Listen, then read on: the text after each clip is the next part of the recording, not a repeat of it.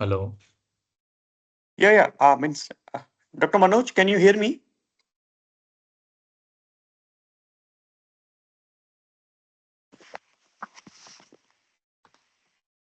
Hello, Dr. Manoj. I think there is some network issue, so probably.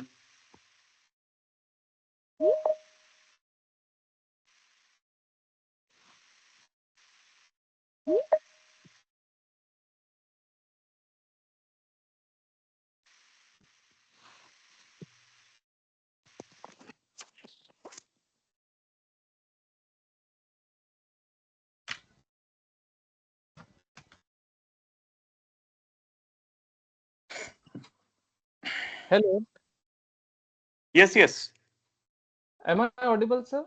yes. You are audible. We can start. Okay. Yes, okay. Thank you, sir. Thank you. A very warm welcome to all the esteemed speakers, participants, and guests joining us on this virtual platform for day 3 of our faculty development program on smart manufacturing and digital transformation in Industry 4.0. It has been an enriching journey so far with insightful sessions, engaging discussions, and valuable knowledge sharing from our esteemed experts over the past 2 days. Today, as we step into the third day, I am confident that we will continue this momentum and gain even more wisdom from our distinguished speakers. Before we begin, let me extend my heartfelt gratitude to all the participants for their active engagement and enthusiasm, and to our resource persons for their invaluable contributions. Without further ado, let us proceed with our first session for the day. I request everyone to stay attentive, actively participate, and make the most out of today's discussions. So let's make day 3 as impactful and productive as the previous day. Thank you. And over to Mr. Paras Kumar Vagela from Surajbha College of Education, Kari. Sir, are you Okay. there? Yes, sir. I'm there. Okay. Thank you. I'm audible, sir. Yes, you are audible, sir. Okay, sir. Good evening, all. I, Paras Vagela, Assistant Professor of Suratba College of Education, Kadi. I am pleased to introduce Dr. Ankush Sharma, sir. He is Senior Scientific Officer at Center of Excellence for Composite at ATAL, Ahmedabad.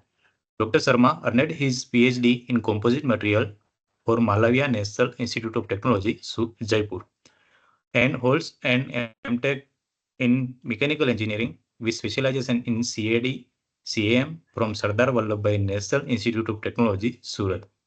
With over 8 years of experience in the development of polymer composite for industry applications, Dr. Sharma has made significant contribution to the field, publishing more than 30 research articles in national and international journals, as well as conference proceedings. He has authored 3 book chapter for international publisher and served as an editor for 2 books.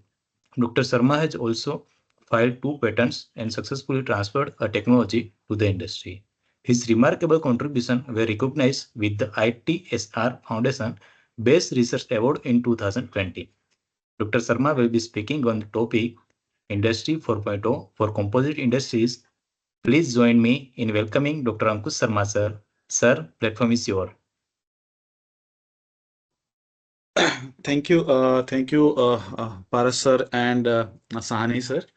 Uh, so also I welcome to all the participant on this third day of the faculty development program, and now this is my second session on the industry 4.0 for the composites industry.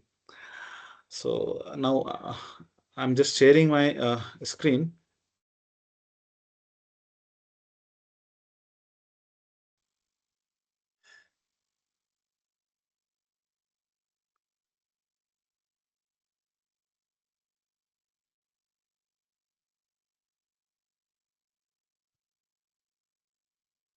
So I hope now it is visible to everyone.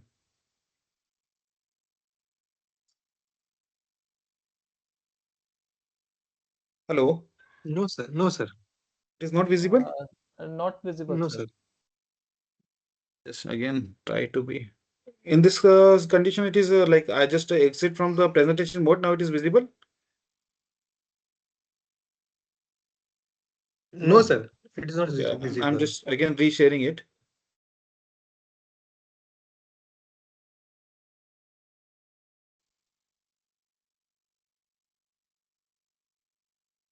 Now it is visible, sir. No, sir. Mhm. You have shared the screen. In the same way, I shared.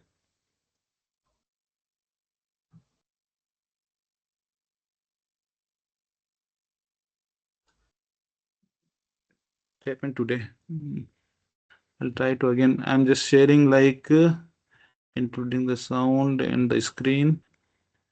So I just share the screen once again. Here, like I shared the screen. Here showing that your screen has been shared. Not sharing. Sir, at the Just top, there is a share, that is upper arrow. yes, yes, Have you yes, yes. clicked? I know, sir. Because on the first day I shared in the same way. Yes, sir. Yes, Uh, sir. just- अंकुश जी एक बार आप sign out करके sign in कर लीजिए तो शायद problem हो सकता है सॉल्व। ओके ओके मैं एक बार वो ट्राई करता हूँ सर। आप ओके मुझे बताइए कि अभी now it is sharing or not.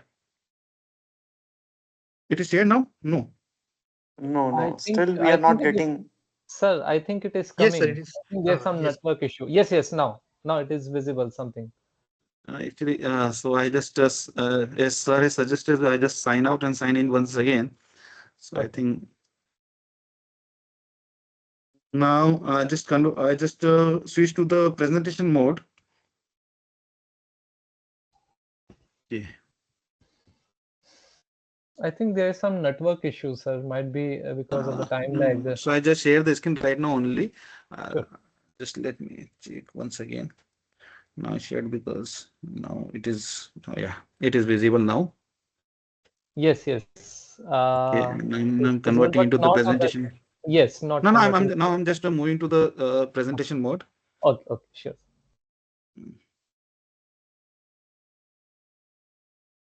Yeah, I think now it is visible, right? In Yes, the yes, it is. presentation mode also. Yeah. Yes, yes, sir. Okay. Sorry for the this technical glitch once again. So is again, like we just move on the today's topic, the industry 4.0 for the composite industry. And in the first session, we have discussed about what is industry 4.0, and also we understand what are the pillars for the industry 4.0 that generally used to adopt into the industry. And we also seen the composite material, because now in order to be understand the role of the industry 4.0, it should be very much clear like what is the composite. So in the previous session we have discussed about like what is composite, what are the different type of the composite. Then we also discussed about the different kind of the reinforced material, and the matrix material is being used to fabricate the composite material. Also we have seen what are the different fabrication processes for the composite material, where we have seen the pultrusion as well as the filament winding process. Now to understand why this industry 4.0, or like why the automation is required, specifically in the field of the composite material. So here I'm just discussing first the role of the fabrication process in the end performance of the composite. So here we did a study where we develop a composite material by using the two different process. Okay, so here at the left hand side, you can see one schematic view of the hand lay process, which is more common composite fabrication process and widely used in the, I can say, not at the high end the composite for the high end application, but yeah, for uh, the commercial purpose application, the people are using this kind of the process, hand lay process. And at the right side, you can see the vacuum assisted resin transfer molding process, which is being used by the number of industries. Specifically, if I'll talk, So especially the wind turbine blade manufacturing industry, they are adopting this kind of the vacuum infusion process. So here in this study, what we did, we just consider the same material, means the glass fiber we have considered, and we have developed the composite with the same number of the fiber layer. Okay, fiber layer means what? Like in order to be built a certain thickness, it may be, say for example, 5 mm or 10 mm thickness you need to be built. Then what you have to do? You have to be consider the fiber number of fiber layers in order to be achieve this much. In order to be achieve, I can say 5 mm thickness. Okay, so the single layer or the single layer will be called the lamina, and if you'll consider the composite which will be fabricated using the number of layers, that will be called the laminate. So here we have considered the same number of the layer, same type of the glass fiber, and same epoxy system what we have used for the hand lab process, as well as what we have used for the vacuum infusion process. So here, uh, so this two schematic is showing the like a composite fabrication process. So like how we just put, so we have the mold, then we apply the resin, mold release agent over here, then all the number of layers has been stacked over the mold, and parallelly we are applying the resin on each of the layer. Then the dead weight has been applied over the all the layers, and it has been cured at the for the 24 hour at the room temperature. Okay, in the second process, vacuum assisted resin transfer molding process. So here we have the system. So we have the mold. Then we have stacked all number of layers over here. Then we just enclose the entire system using the vacuum bagging, and we have here we have one suction point which is connected with the cage port, and that is connected through the vacuum pump. So ultimately the compaction here in this particular process, the compaction will be takes place with the help of the vacuum. So here you can see that less human intervention is there while applying the, or while impregation of the resin system. So once all the layer will be compact, entire air from the system will be sucked out through this vacuum pump. Then what we'll do, we just open the this particular wall which is connected through your resin port. So from this resin port, the resin will be started to be flow, and all the layer will be started to be impregnated through this resin, and the excess resin will be come out with the entrapped air, and that will be just collected into the cage port. So this is the process. Okay, now in this particular thing, you can see that while having or while developing the composite with the vacuum infusion process and with the Henle process, so how much variation we are getting into the mechanical property of the composite. So here this first particular figure is showing the tensile strength as well as the tensile modulus. So here you can see, like when I develop the composite with the hand lab process, where I'm getting the tensile strength of my glass fiber composite is near about 230 megapascal. However, when the same with the same material, only by changing the fabrication method, the strength that we are achieving is near about 400 megapascal. So you can see here, only by changing the fabrication method, we are getting this much variation into the strength itself. Similarly, the flexural strength also you can see here. So like I'm getting the flexural strength. Flexural strength is what? It is a 3-point bending strength. So here you can see the hand lay process that we are like composite which has been developed through the hand lay process. We are getting near about 200, whereas the composite which has been developed with the vacuum infusion process or vacuum assisted resin transfer molding process, I'm getting near about 230 or 240 megapascal. In the same way, the interlaminar shear strength. Interlaminar shear strength generally gives the, I can say the delamination strength of your laminate. So again, you can see that here it has been increased, okay, in the vacuum infusion process. Now, why it happens so? So for that, you can see here, so my A figure is showing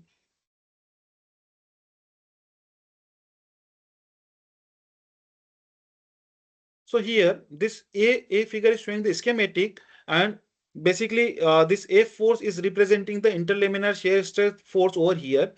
So here the figure B and figure C, Okay, so figure B is the specimen fails under the interlaminar shear strength which has been developed by the vacuum infusion process, where figure C is representing the composite which has been developed through the hand lay process. So here, in order to be understand like what happens, why I'm getting the more strength in the vacuum infusion process. So here, when I just develop the composite through this vacuum infusion process, I'm getting the proper compaction. Okay, so here you can see this particular region is showing the resin, like this is the resin, these are the fibers, and again this is the resin. Because why it is so? Because now we are just when we are flowing or we are implicating the resin, so entire fibers will be implicated with the resin. Okay, so you can see that the resin around the fiber.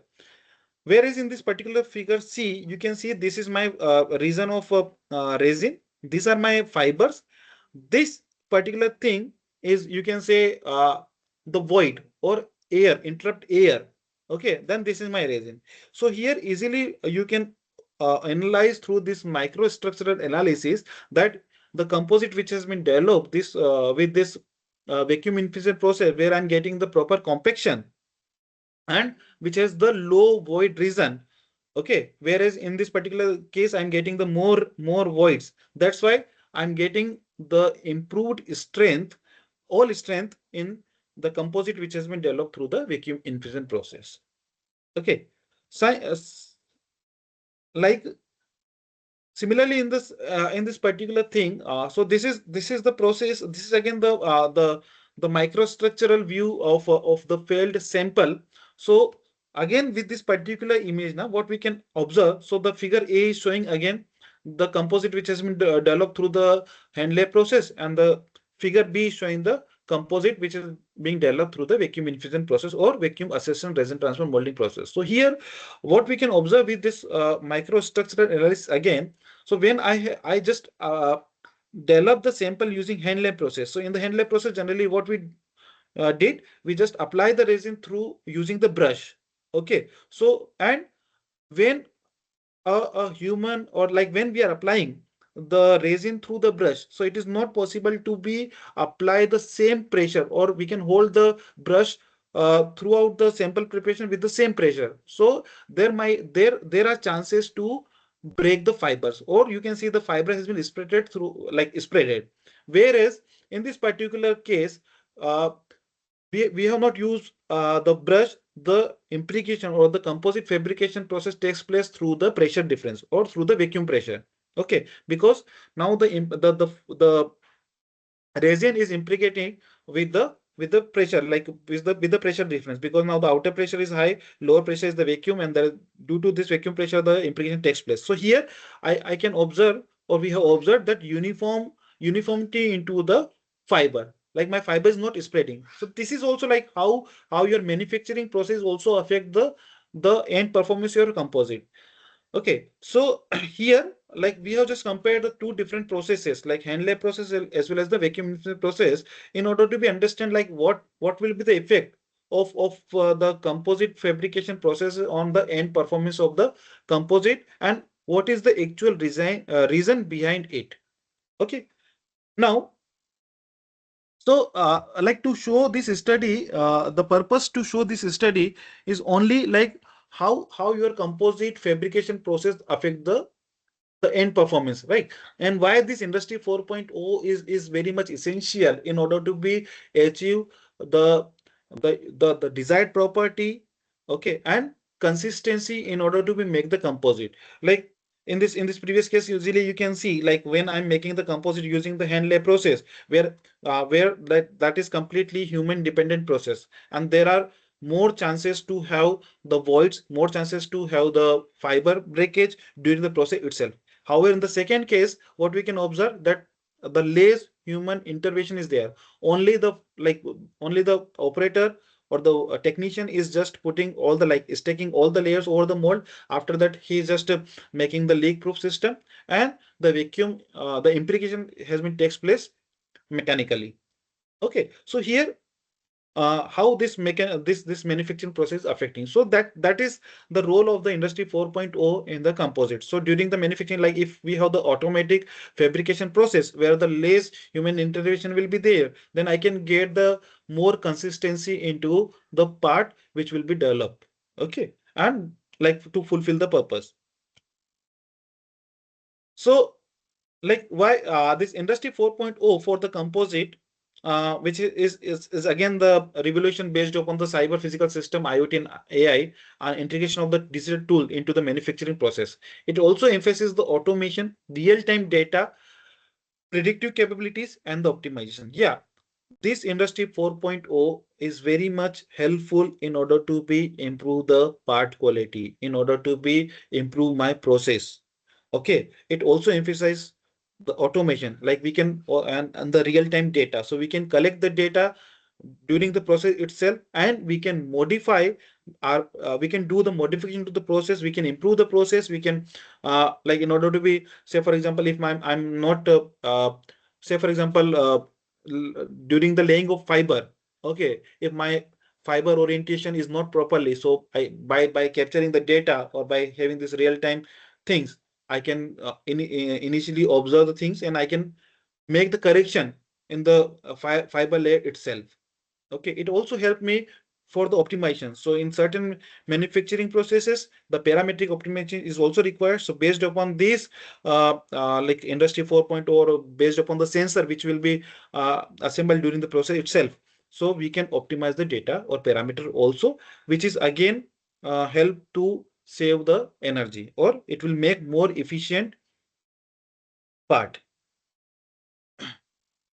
So the importance of the industry 4.0 in the composite industry, like why it is required. So increasing demand for the lightweight, high strength material. Now we know that our composite market, like since if you'll see the CAGR report, then globally you can see that how much use of the composite is being increases from say I can consider from since 2000 to the 2024, and they have given the prediction for the 2036.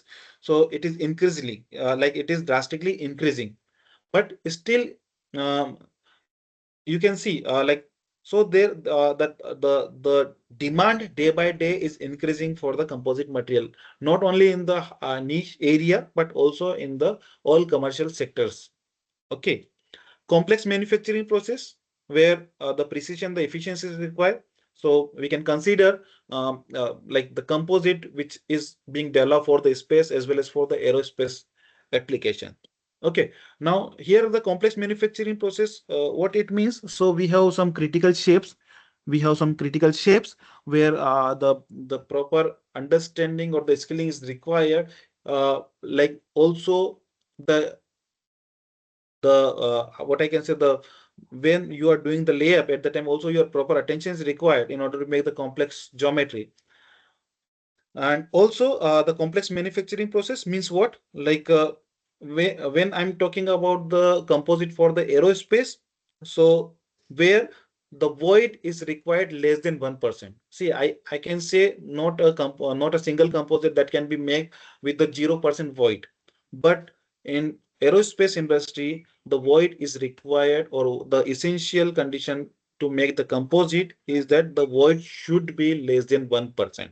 So that's how the complex manufacturing process is this. So again, this is like why this composite like industry 4.0 is required. Then third one is the need for the cost reduction and the process optimization. Yeah, so here particularly this, if I'll talk about this point, the need for the cost reduction and the process optimization. So you might heard about the autoclave process. Okay, I'll explain you in the coming slides like what is the autoclave process. So autoclave process, again, it is a very costly process, and that is widely used to make the composite for the aerospace industry, which is like where like if I'll talk about per hour operating cost for the autoclave, that may be vary from 30,000 to 40,000 rupees. Okay, so here you can see like the processing cost itself is very high. So you can imagine that the what will be the cost of the end product.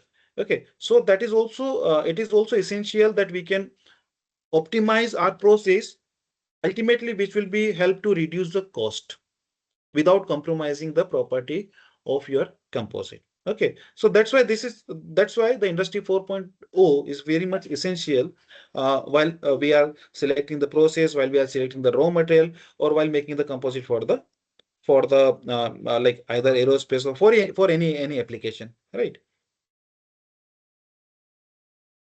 Now these are some I can say the points.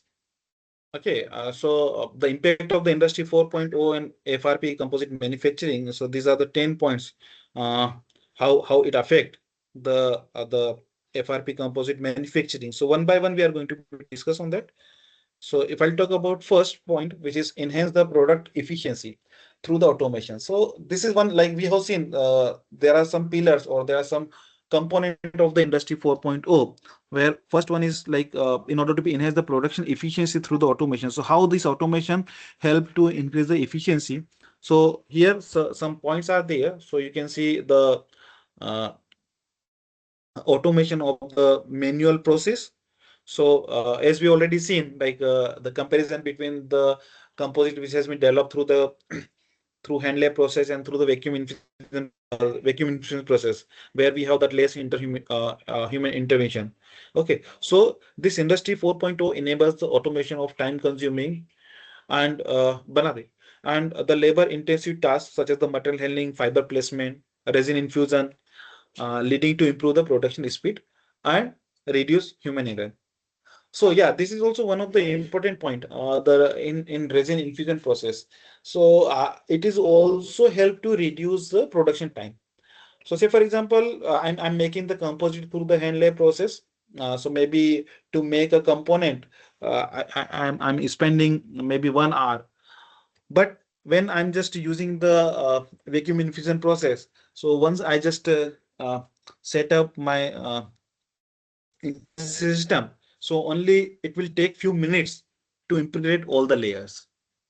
Yeah, obviously the cost is high of the component which will be made through the vacuum infusion process, but here we have the more consistency into the part. Second is the robotic process automation.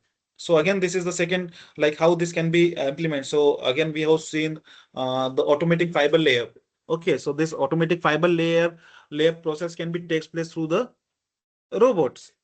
Okay, then third one is the curing process automation. So again, it is related to the autoclave or the oven. Okay, uh, if anybody have idea or who want to discuss about like this curing process for the composite, if anybody is having idea, so like to say something on that. Otherwise, I can explain you. So the curing process is like once we uh, impregnated the resin and then it has been cured at the room temperature. So some of the resin systems are there which will be required the post curing in order to be achieve the desired glass transition temperature. So for that we have to be cure either uh, in oven, or if we are going to be use the pre-bake system, then it is through the autoclave process. So the curing process automation also help to reduce the time, and also it will help to optimize the parameter. Okay, so say for example, if unskilled or semi-skilled person is going to be cured through the manual process, that it might be possible that yeah, only to cure the part, maybe the 10-minute curing is required, or the to provide the heating up to 10 minutes is sufficient. But instead of that, we are giving the 15 minutes or 20 minutes. So again, it will be increasing my electricity cost. Okay, so ultimately it will affect the part cost. Second point is increase the precision and the reduce human error in the manufacturing. So already now we have seen like how the less human intervention can increase the uh, like can minimize the error while manufacturing the parts. So here you can see that again the AI and the machine learning.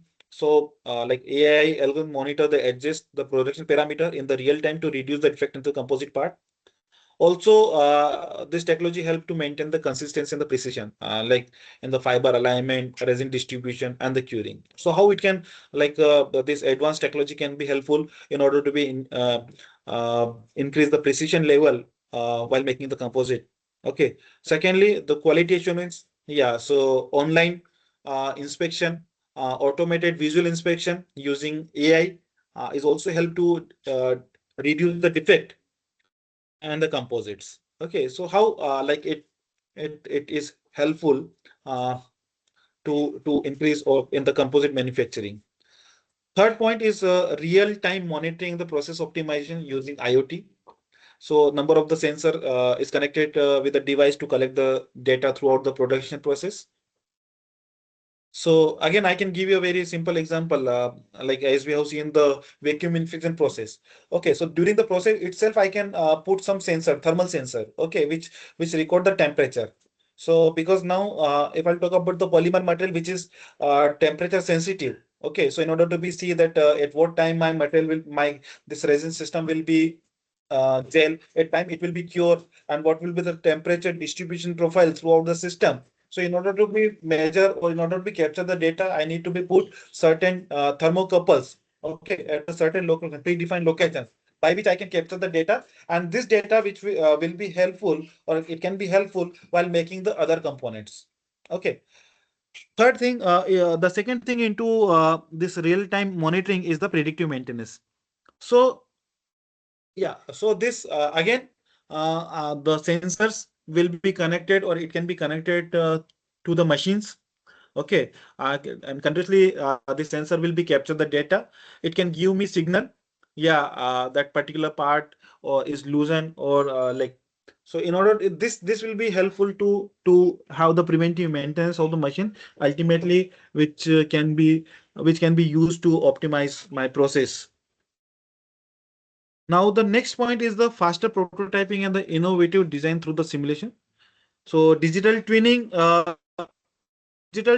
is one of the key or one of the tool by which we can do the faster prototyping. Okay, so like what we are doing into the digital twinning, that we are just first creating the virtual system or the virtual representation of the manufacturing process. So I can give you now example of this digital twinning. Nowadays there are lots of softwares are available in the market. Okay, so you can simulate the flow. Okay, you have seen the now I think I hope that you have idea about the vacuum infusion process by that schematic what we discussed in the earlier slides. Okay, so here like when we have the simple shape or I have the laminate, then it will like by the experience only I can uh, define my number of I can say inlets in the process. But when we have say I want to be make a complete wind turbine blade. Okay, and you can imagine the length of the wind turbine blade is 50 meter or 60 meter or 100 meter. Okay, and in order to be make this 100 meter long wind turbine blade, what I'll be required, I need to be give the inlets, number of inlets at the different points. Okay, but how we will define that, yeah, this number of inlets is required for the resin flow and at what distance, at what position I need to be put. So now there are some softwares, maybe I can give you the name of, let's say, flow simulation.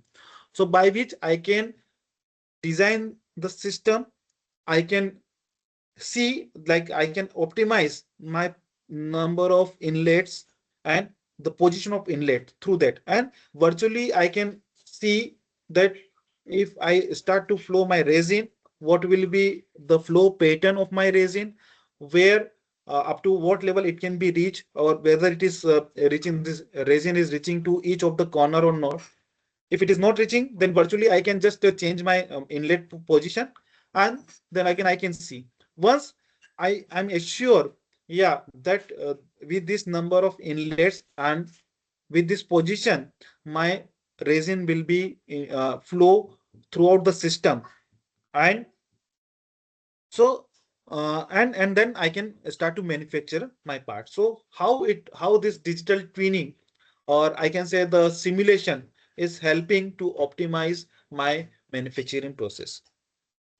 Second point in this is advanced simulation. So now there are so many CAD softwares are available, specifically on composite. So in order to be optimized or in order to be design the composite part, composite KTA tool is widely used by the industries, composite industry, where we have the capability to design the composite at the fiber level. So I can say at the lamina level, okay, where I can define what will be my fiber orientation, what will be my layup sequence, whether it will be mirror layup sequence where it will be plus minus 90 degree, 45 degree. So this kind of things can be decided by having this kind of softwares where I can initially I can decide my layup sequence and I can see that what will be the performance of my composite. So this kind of the tools are very much helpful in order to be optimize the manufacturing process. Next is customization and flexibility. So batch customization. So with the flexibility to adjust the production parameter dynamically, a manufacturer can easily switch between the different composite products or tailor production for to customer specific requirement. So yeah, this kind of the customization, like what I discussed in the previous point, that is simulation, power the simulation or the designing. So in the same way, yeah, this again I can say this kind of the softwares by which I can have the power of customization of my composite. Okay, and only by changing the, say for example, in order to be switch from one product to second product. Okay, what I to do, only I to do the changes in my design, and directly I can generate the codes and that instruction can be given to the machine. Okay, so then again it will be help to reduce the lead time of my composite manufacturing. On demand manufacturing, yeah, this is also very much interesting tool. So this particular things globally not has been adopted by the industry yet, but some of the universities has done the projects on this on demand manufacturing, or one or two companies are there. These are the US based company. So I have one video on this on demand manufacturing in the later slides. So that can be more easy to understand, particularly this on demand manufacturing. So on demand manufacturing nothing but it is like the customer is giving the feedback, or the customer is giving his requirement, and then you are just designing it and immediately it can be manufactured. So benefit of this on demand customization is like that, you know, no need to be make inventory. Okay, so like in time or zero, with the zero inventory you can do. Now next point is the sustainability and the waste reduction. So optimize resource utilization. Yeah, with this implementation of this advanced technology, you can optimize your fiber cutting. You can optimize your process by which you can reduce the waste. Okay, and the closed loop system. So closed loop system generally it will give you the feedback. Based upon that, you can save your energy. You can save your raw material. You can optimize your process. Okay, so that will be like ultimately you are reducing the waste, which is more sustainable, or you can say the environmental consciousness that you are increasing using this kind of the tools. And in the composite industry now, this is the major challenge. So these two things are a major challenge. One is the waste reduction, and second one is the uh, recyclability or the reusability of the material after end of the life of your product. Then improved supply chain and the logistic. So yeah, with this you have the smart supply chain. So this enables you just in time inventory management. Ultimately it will be help to reduce the material shortage and excess inventory. So say for example you have the real time tracking system now. Many of the companies is adopted, so they have the good traceability. So as and when this particular material is shorting, so it can be immediately reflect on the manager's screen. Yeah, this particular material is going to be short, so you have to be order immediately. So it will be in that way it can support you. Then the traceability. blockchain for the traceability. So the blockchain technology can track the life cycle of your composite material from the raw material to the final product, which will provide the transparency and ensuring the quality at every stage of the supply chain. Uh, I think there are so many case studies now coming on this national geographic channel, or some also some channels are there where they are showing that if any uh, airplane is crashed, then you have to do the root cause analysis why it has been failed. So in that particular case, the complete traceability is required. So say for example, what are the component that has been failed, or the reason behind the your airplane case. So what are the components being failed? So where it has been manufactured, when it has been manufacturing, who has manufactured, what material has been used. Okay, so what process has been used. So this is entire thing is related to the traceability. So this kind of the advanced tools helps to maintain the traceability after the selling of your product, as well as is also help to uh, manufacturer in order to trace the material. So what batch the component has been developed, what batch has been used for the fiber, when the fiber is. So once I'm talking about the batch, sorry, the traceability means when the money when the material has been procured, when the to whom, like from whom this material has been procured, when it has come to the shop floor, to whom it has been like sanctioned. So all this parameter can be, or all this data can be captured through this technology. Then we have the next point, the enhanced efficiency. Obviously, this Industry 4.0, or the tools uh, of Industry 4.0 supports to enhance the safety. So like AI for the safety management, so which can predict the hazardous condition in the workplace, prevent the accident to improve the worker safety. Sensor can monitor the worker health, equipment status, and environmental conditions to ensure the safe operations. Now, this is also related to some kind of the ergonomics, but yeah, we are using the advanced technology sensors in order to be monitor the health of your worker. Okay, then the robotics in the hazardous environment. Yeah. So as we can see that role of the robots and the drones has been increases. We can see the this Ukraine-Russia war, where like the war is through the technology, like through the drone. So you can see that here less loss of the human or the soldiers. So they are using this kind of the advanced technology where we can send the drones, we can send the robots to perform the task. Faster time to the market. Yeah. So obviously this Industry 4.0 is help to increase the speed of innovations. So now you can see example of automotive industry. Now, day by day, new model is coming. So it is generally speeding the innovation. So only by changing the certain things, certain design, okay, immediately you can simulate using the CAD models or the simulation softwares, and then you can see, yeah, my material, my design is perfect, and it can be sent for the production. So here, like the new idea, even though you can try the new ideas without having any actual or the physical things, you can virtually, you can design the things, you can check whether it will be work or not. So accordingly you can make. So how it is help to make the faster time, like to launch the product in market fastly. Then the agility in the production, yeah, advanced technology enable the rapid reconfiguring the production line to meet the customer demand for the new customized composite material.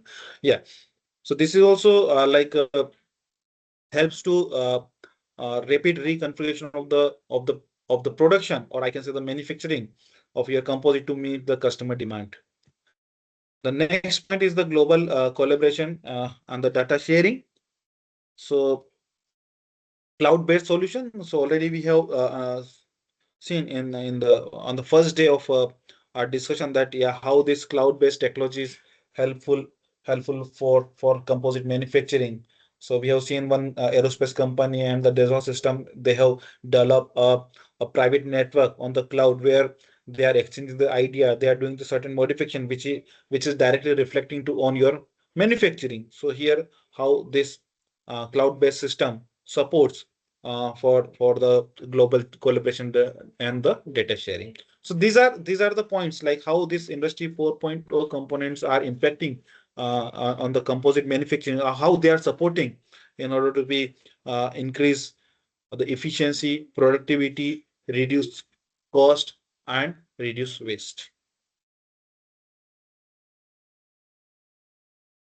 So with that, we can see how this industry 4.0 is benefited. So already some all the points we have discussed in the previous slides, like it improve the material utilization, reduce waste cost, it increase the operational efficiency, faster time to the market, enhance the flexibility and the customization, improve safety and sustainability through the optimization of the resource. So like these all points are supporting or helping uh, ultimately to increase the efficiency of the composite manufacturing industries.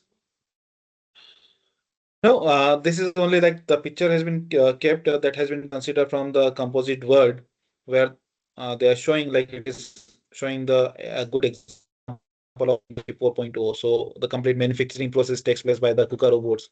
So you can see here. Now here this is the work that we just carried out. So here the composite material, natural fiber composite material is being developed, and that has been uh, this is the erosion setup. So basically erosion is what that the sand particles are striking over the surface of your composite material, right? And I can tell you the actual application. So like whenever your composite material is exposing in the environment, okay, where the sand particles are striking over the surface of your material of the composite material, and by which your material will be eroded. Okay, so maybe you can see the challenge in the wind turbine blade material. So you can see the figure number 1 and 2, these two figures, where you can see that the edge of your wind turbine blade is eroded, okay, by striking the surface. So in order to predict the life of material, okay, under the wear, so this is the test setup where we just simulate the conditions. Here we have the specimen holder. So you can see I can hold the sample at 15 degree, 30 degree, 45 degree, 60 degree, 75 degree, and 90 degree. It means at the interval of the 15 degree. Okay, but so you can mount the sample over here, and we have this hopper where the sand particles will be stored, and this through this eroded feeder, so by which the eroded will be feed, and that it will be passed through the nozzle and directly will be strike over the surface. It will be exposed on the surface of your composite material, and we can vary the velocity of this erodent particle. So here the conditions are given. So I just vary the velocity at the interval of the 10 meter per second. And then the composite, in the composite, we have added some filler material. So we have changed the loading condition or loading of the filler. It means the weight percent of the filler. And the impingement angle already we have seen. We have used the silica sand in order to be erode my material. And we also fix the silica sand particle size, and the carrier by which I can maintain the velocity of my erodent particle, which is air, and all test has been performed at the room temperature. So this is the effect of the erosion. So here you can see like when the erodent particle has been exposed, when the sample is at the 30 degree. So what will be or what kind of the erosion will be takes place over the composite. This is at the 45 degree, this is at the 60 degree, and this is at the 75 degree. So here we have seen that yeah, the composite which has the higher filler loading, which help or which helps to make my surface of the composite more hardened, by which I can reduce my erosion over the surface. So with this three NJMD3 composite, I'm getting the minimum erosion. But yeah, this is the pattern of the erosion by changing the angle. At what particular angle my erosion is maximum. So it is in between the 45 degree to 60 degree. Okay, so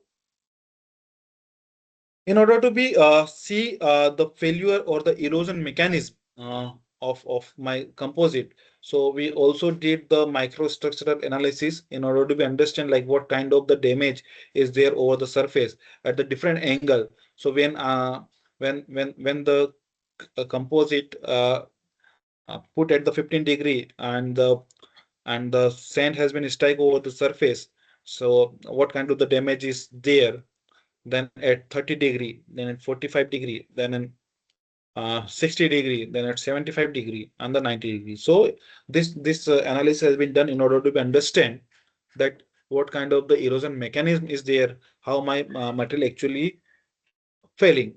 Okay, so this is the experimental work. Now, in order to be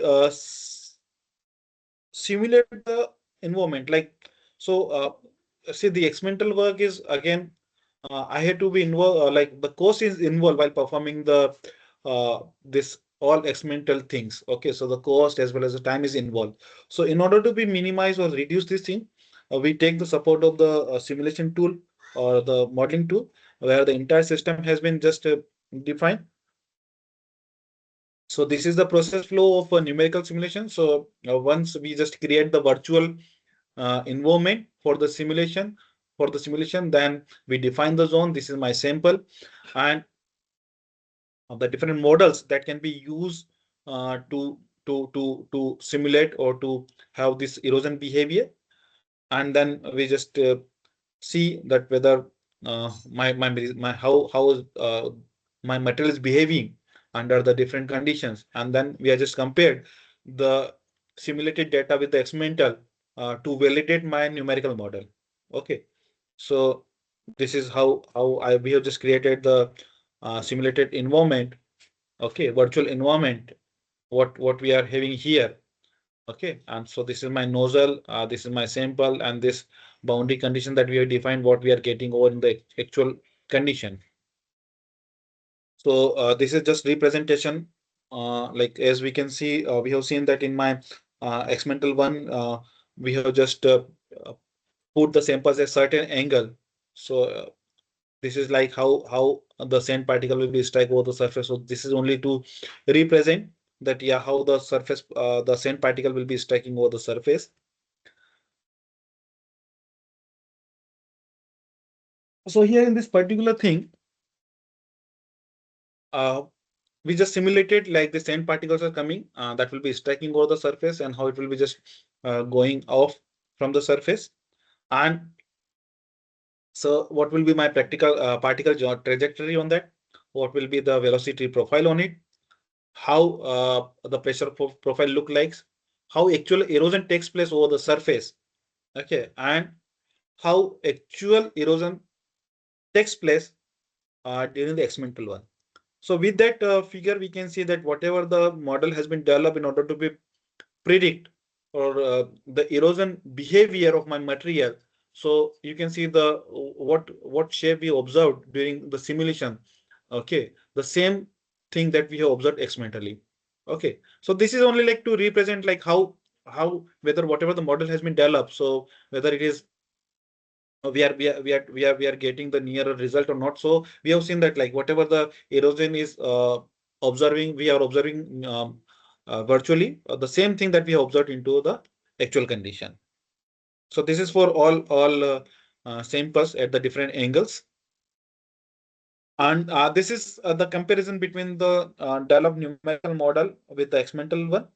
Okay, so now why we did the simulation for the experimental one. So here we have already seen that I have the limitation in my experimental setup, that I can only expose the irradiant particle at certain angles, which is from 15 degree to 90 degree at the interval of 15 degree.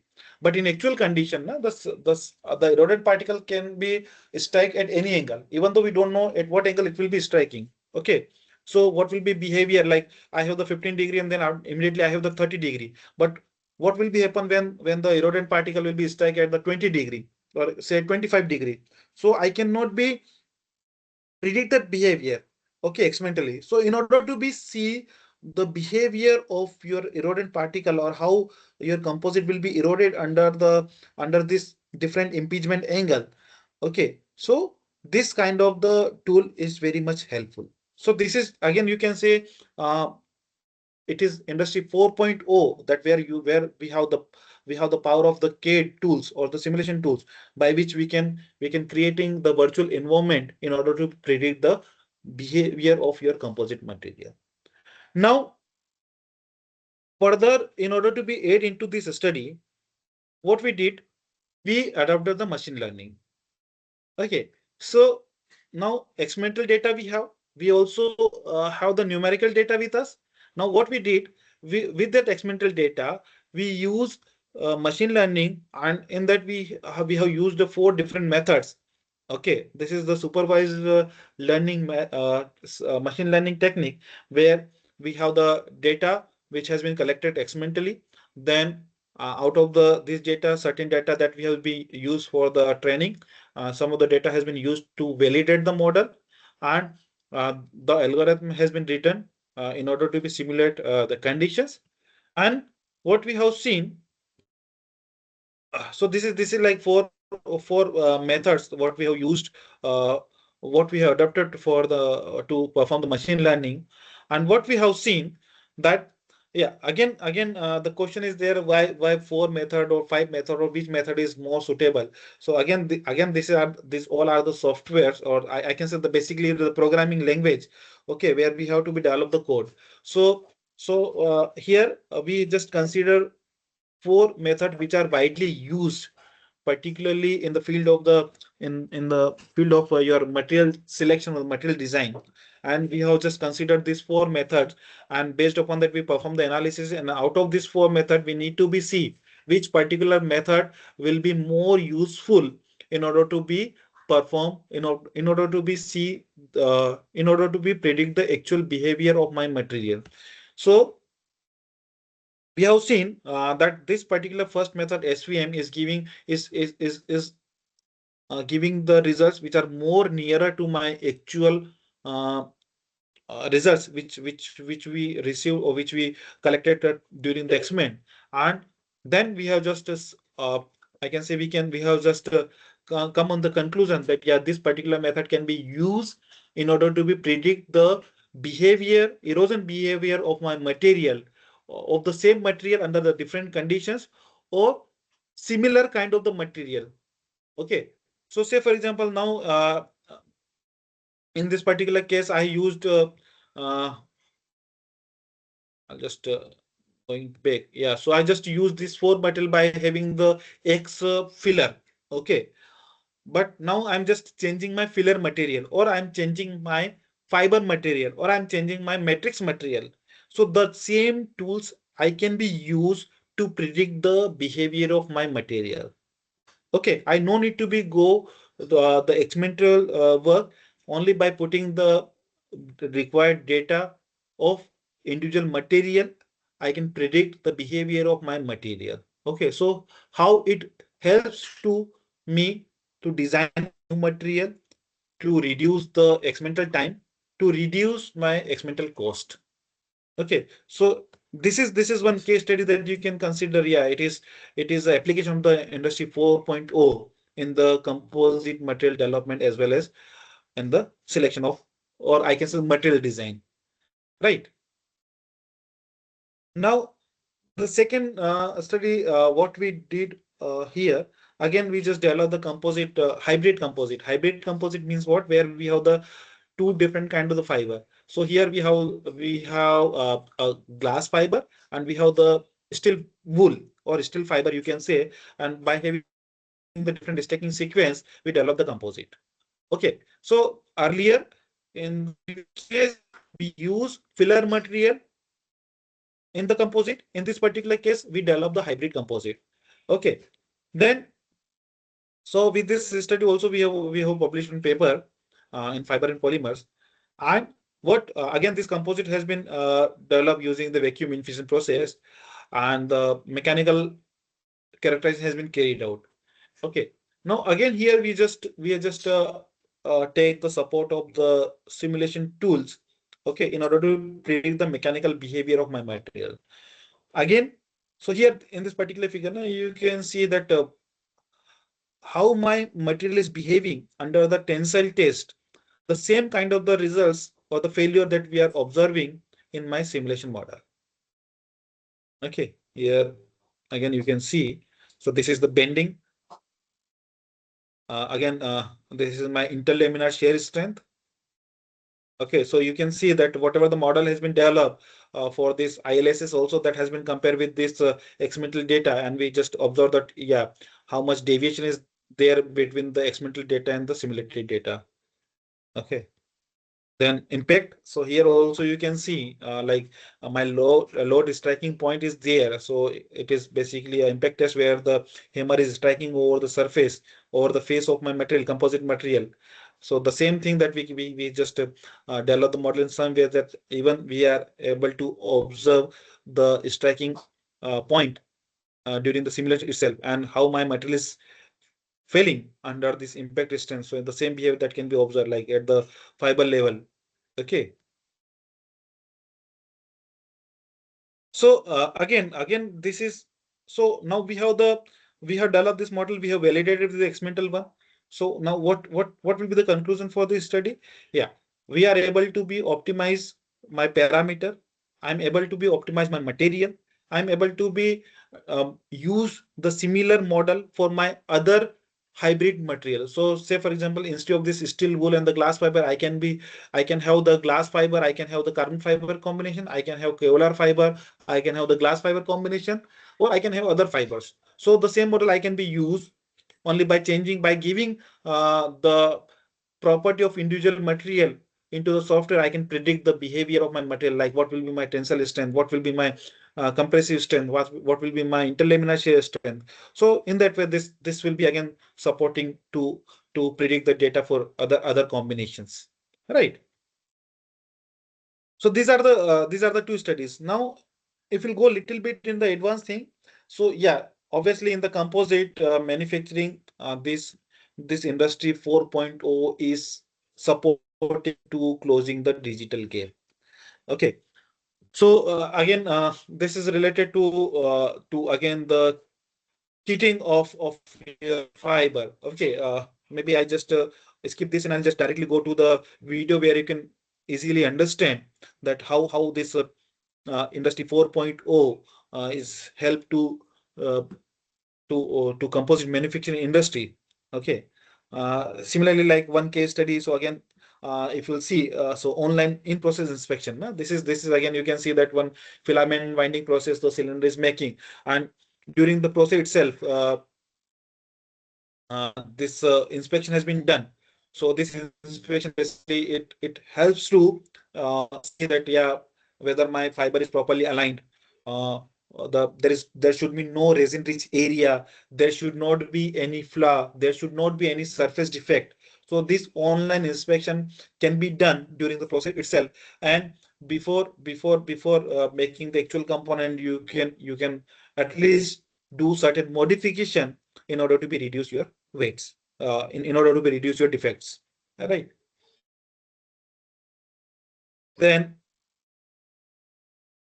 so again, we already considered this case study like in automotive industry. So rapidly as it is changing to how the industry 4.0 is helping in order to be select the material in order to be change the rapid design in order to be um, make your composite defect free in order to be cure your composite properly with the help of the sensors.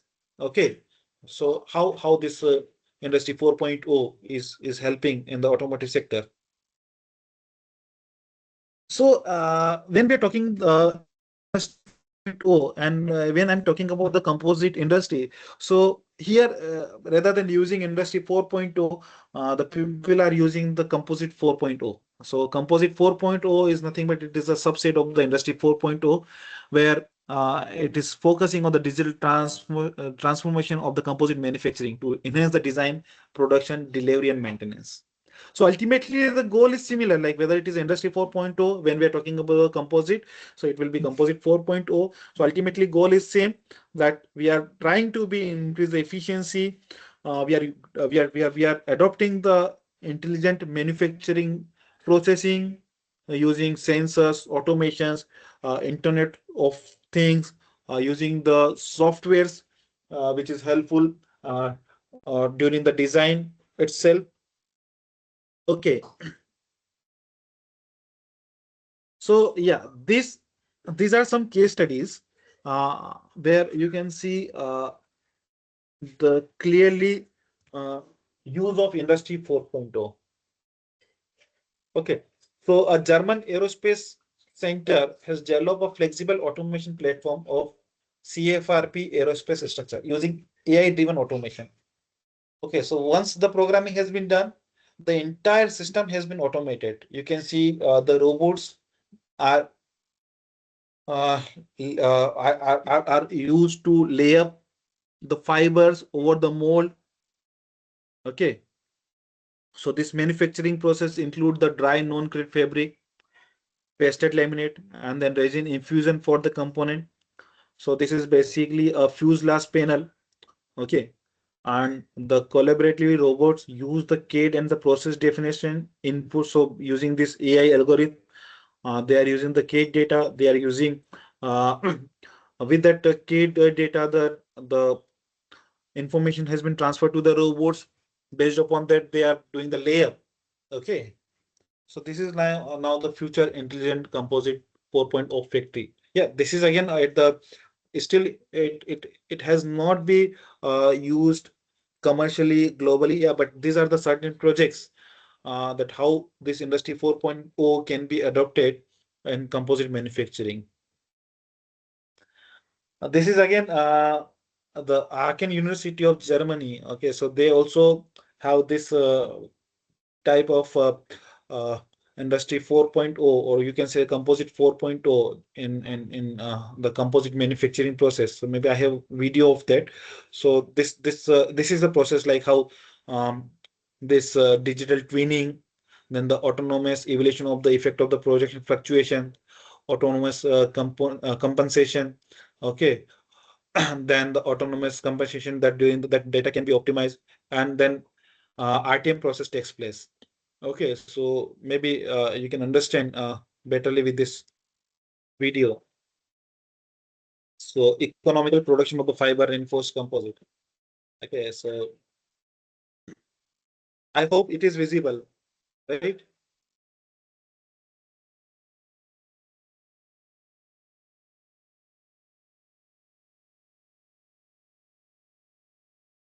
So this is a multi-material part design of automotive floor pan. So first it has been designed. What will be my fiber sequence? Then automatically this 3D fiber spraying process is used. So the cooker robot is there, which is spraying the chopped fiber over the mold surface.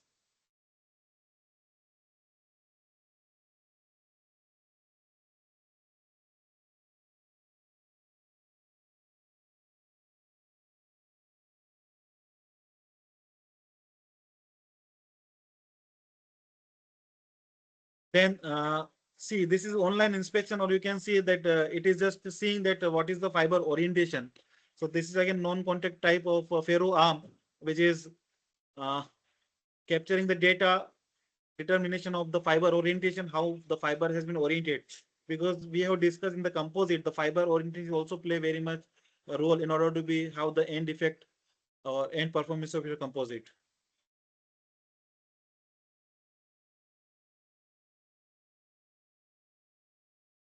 Okay, then the prediction of the mechanical properties and the adjustment toe break. So now the toe break, basically it is again the pre-impregnated fibers. Okay, so they are just creating where the toe break should be put in order to be provide the proper stiffener.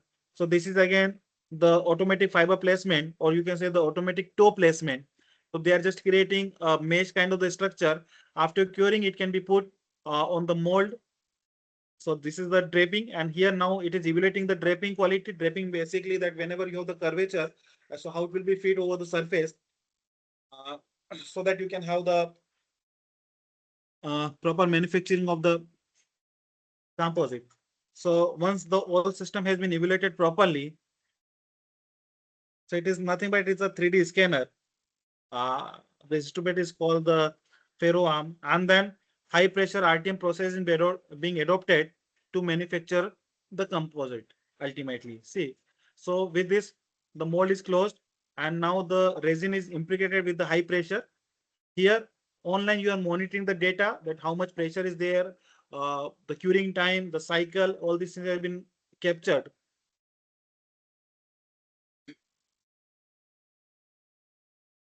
And this is the mixing head where the resin and hardener mix together and it will be start to flow.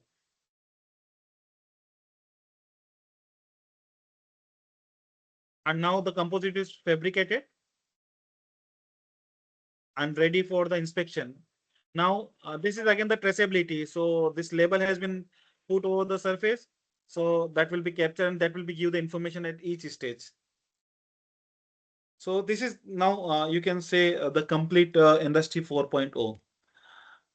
So again, this is the second case study, which is the Zero project. Okay, so again, this Zero project is the demonstration inline if defect control of the CFRP shifted CRP stiffener panels. Okay, so here this is a wing. Okay, this is a wing. So again, if you see the cycle, so automatic fiber placement, then the place stringers, then the vacuum baking process, then the infusion, then the curing process, then the demolding. After demolding, that has been go to the trimming shop where it will be trimmed. The the extra part of your composite, then it will be the metrology division where the completely inspection has been done. Then it will be go through the non-destructive inspection. Then it will be if required, then it can be go for the rework or it can be go for the final production. So this is the complete automatic system. This is the third case study. So Dynexa is a composite manufacturing company. They are making the pipes, CFRP pipes. Okay. Now the problem is what basically I can tell you the problem or why how this industry 4.0 is help them. So basically this thing now this toe you can see. So basically this toe need to be passed through the resin bath, and that will be again start to be then it will be passed through over the mandrel where it will be layer. Okay, now if this fiber is deep into the resin, and if the resin is more, then again at last they are not getting the exact dimension, they are getting the variation into the diameter. If resin these fibers are not properly impregnated with the resin, again they are getting the deviation to dimension. So what initially or what conventionally they perform, that one they will once they will this resin will be the fiber will be or the toe will be impregnated with the resin, then the all the fibers has been wind over the mandrel, it will be cure, and then the worker will inspect it whether I'm getting the exact dimension or not. If not, then they are again doing changes manually into the system. Okay, but ultimately all time it is not possible to be make number of the pipes and then uh, and perform the adjustment into the system. So for that, what they did, they adopt this industry 4.0. So they use a digital camera and the laser, and this laser or the camera will be strike over the wet fiber surface in order to be measure that how much resin has been taken up by the fiber. So if Hello, less resin sir. has been, yes, yes, Sorry to interrupt, sir, but only 5 minutes left. yeah, okay, okay. Yes. I'm about to complete. Okay, sir. Okay. Okay, don't. Yeah. So so once like this data will be captured and it will be give the information to the system. Yeah, whether the toe has been taken up the lace resin, then automatically the doctor roller will be adjust and it will be again integrated. So the proper resin can be taken up by the toe. If higher resin has been taken up by the toe, again the data will be captured and it will be again sent to the system. So the doctor roller can adjust the position and then they can squeeze out the excess resin. So how this industry 4.0 they adopted in order to be optimize the resin take up by the toe in order to be achieve the exact dimension. Okay. Then again, this is on-demand manufacturing. So again, I'll just show you one small video which is of maybe 2 or 3 minutes, not 2 3 minutes, but maybe 30 seconds, 40 seconds. So this is one airborne company, Netherlands based. they have adopted this advanced on-demand manufacturing system. So how it works? Upload the design, submit your requirement, production performance parameters are calculated. Then to get the instant accurate feedback, post production time, performance, they all optimized. After the press order, your laminate will be translated into manufacturing parameter and sent to the manufacturing robot, and it will be start to manufacture your component. So this will be optimize your quality control, its speed, robot movement, if end effect control, accuracy correction, and lab logic.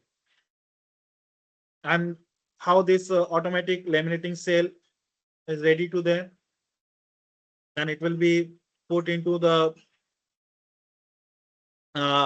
this mold in order to be get the desired shape, and then it will be cured. Then maybe I just forward to this. Uh,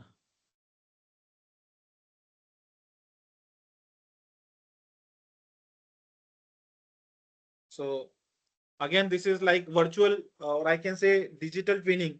So this is real, this is virtually. Maybe I just go forward. So this is my automated system. So virtually, first we are just virtually doing here, and the same thing is performed practically. See, so this is like process monitoring system where you can uh, inline, you can see the parameter and you can observe the thing, and if any correction is required, you can do. So this is like how the layup is put on the mold, then placement of the core, the placement of the outer layer, then it will be put, the entire system will be put into the mold where the hot forming process will be takes place. You can observe the uh, flow of your resin during the process itself. So temperature, viscosity, pressure, curing. So all these things parameter you can observe in time.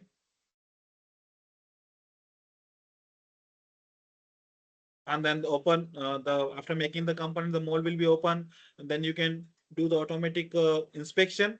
So you can see that how this automatic inspection can be done, where the fiber has been placed over the time, over the direction, the wrinkles, all things has been observed. So entire things have been like, you can see the less than 10 minutes the total process time. So here in that way you can optimize your entire system. So optimization, know-how, and the quality. So these are the three main component to adopt this industry 4.0 or the composite 4.0. Then this is the related to the autoclave process. So now is due to the lack of time, I'm just skipping it. These are some advantage. Yeah, this is one again. I can tell you the power of the robotic arm. So this machine is available at Atira. This is the braiding machine. So here how the robot is helping to how the proper braiding over the mandrel, right? So you can see now the braiding is taking place over here.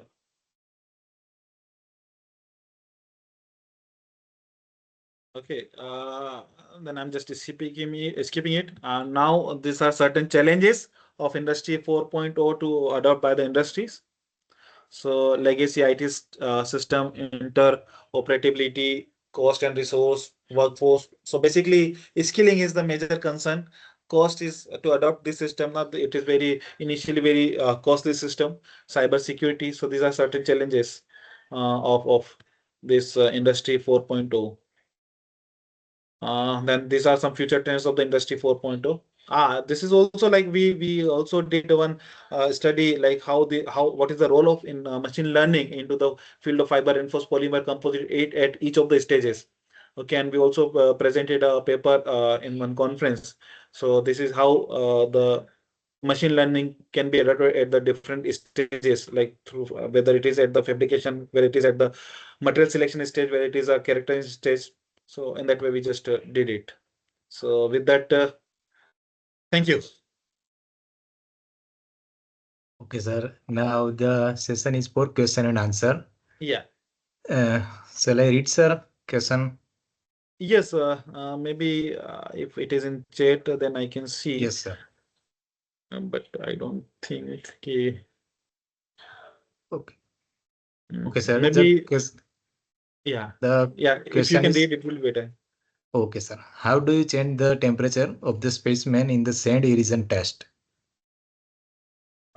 So yeah, so in the experimental setup, we have the provision to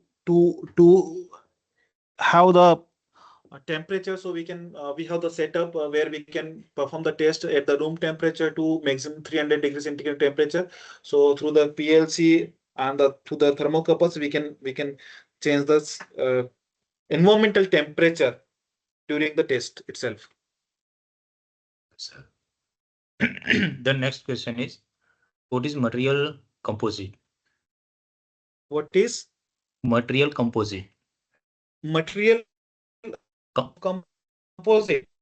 yes, sir. Yeah. So the entire session is related to the fiber reinforced polymer composite, and here I have shown you the two case study where we work. So first one where we perform the erosion test, that is natural fiber composite, especially jute fiber reinforced polymer composite. In the second case, we have used the glass fiber as well as the steel wool. Okay, He's sir. asking metal to metal composites. Pardon? I think he's concerning about metal composites. No. So No see, problem. It is not related to your PPT. yes, sir. Yes, sir. Okay. Okay, sir. The another question is, what will be the socio-economic impact of Industry 4.0 on conventional manufacturing? Of conventional manufacturing. Social Yes, sir. economic impact of Impact of Industry 4.0 on conventional manufacturing. See, initial cost to adopt Industry 4.0 is very high, but as we have seen, there are so many advantages to adopt this Industry 4.0. So socially, it is helping to reduce the waste, which is again the environmental concern, and parallelly, it is also support this Industry 4.0 is supporting to give or to make the component on time. It is also help to increase the efficiency, productivity of your entire system. So ultimately, it is going to be help Okay, sir. The over the last conventional question is, machining process. Yeah. okay, sir. The last question is, what are the limitations of smart manufacturing? So still, there are see, the first limitation is the skilled manpower. See, this is the I can say still in the conventional manufacturing process. In the field of composite, we are not getting the skilled manpower. So this is a major challenge. So when we talk about the Industry 4.0, where more skilled manpower or the human resource is required. So this is the major challenge that like this is only the my maybe in my view. Okay. Okay, sir. The question answer is over lack of time because of now the Yeah. ending of the session. Good evening, everyone. It is my privilege to extend heartful thanks to Dr. Ankush Sharma sir for delivering such an insightful and thoughtful provoking session on Industry 4.0 for composite industries. Your deep expertise and valuable insight have truly enriched our understanding of the advancement and opportunities in the field of composite materials. We are particularly grateful for your time and effort in sharing your knowledge with us. It's helping us to connect emerging technology with practical industries application. On behalf of AICT ATAL, PDU, and everyone present here, I extend our gratitude and best wishes for your continuous success and contribution to the world of composite materials and beyond. Thank you once again, Dr. Sharma sir, and thank you all of you for your Thank you. attention and participation. Thank Thank you you. so Thank much, you. Thank you AICT. very much. Yeah. Thank you. Thank Thank you, you. Vagila sir. I think I request all the delegates to please switch on your video so that we can click on the common photographs.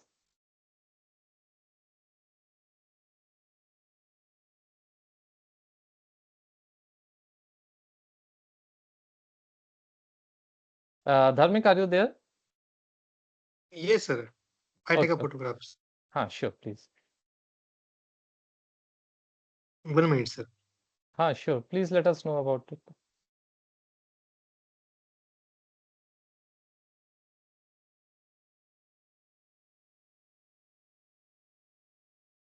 Once again, thank you so much, AICT, ATAL, and PDU for giving me this opportunity. Thank you, sir.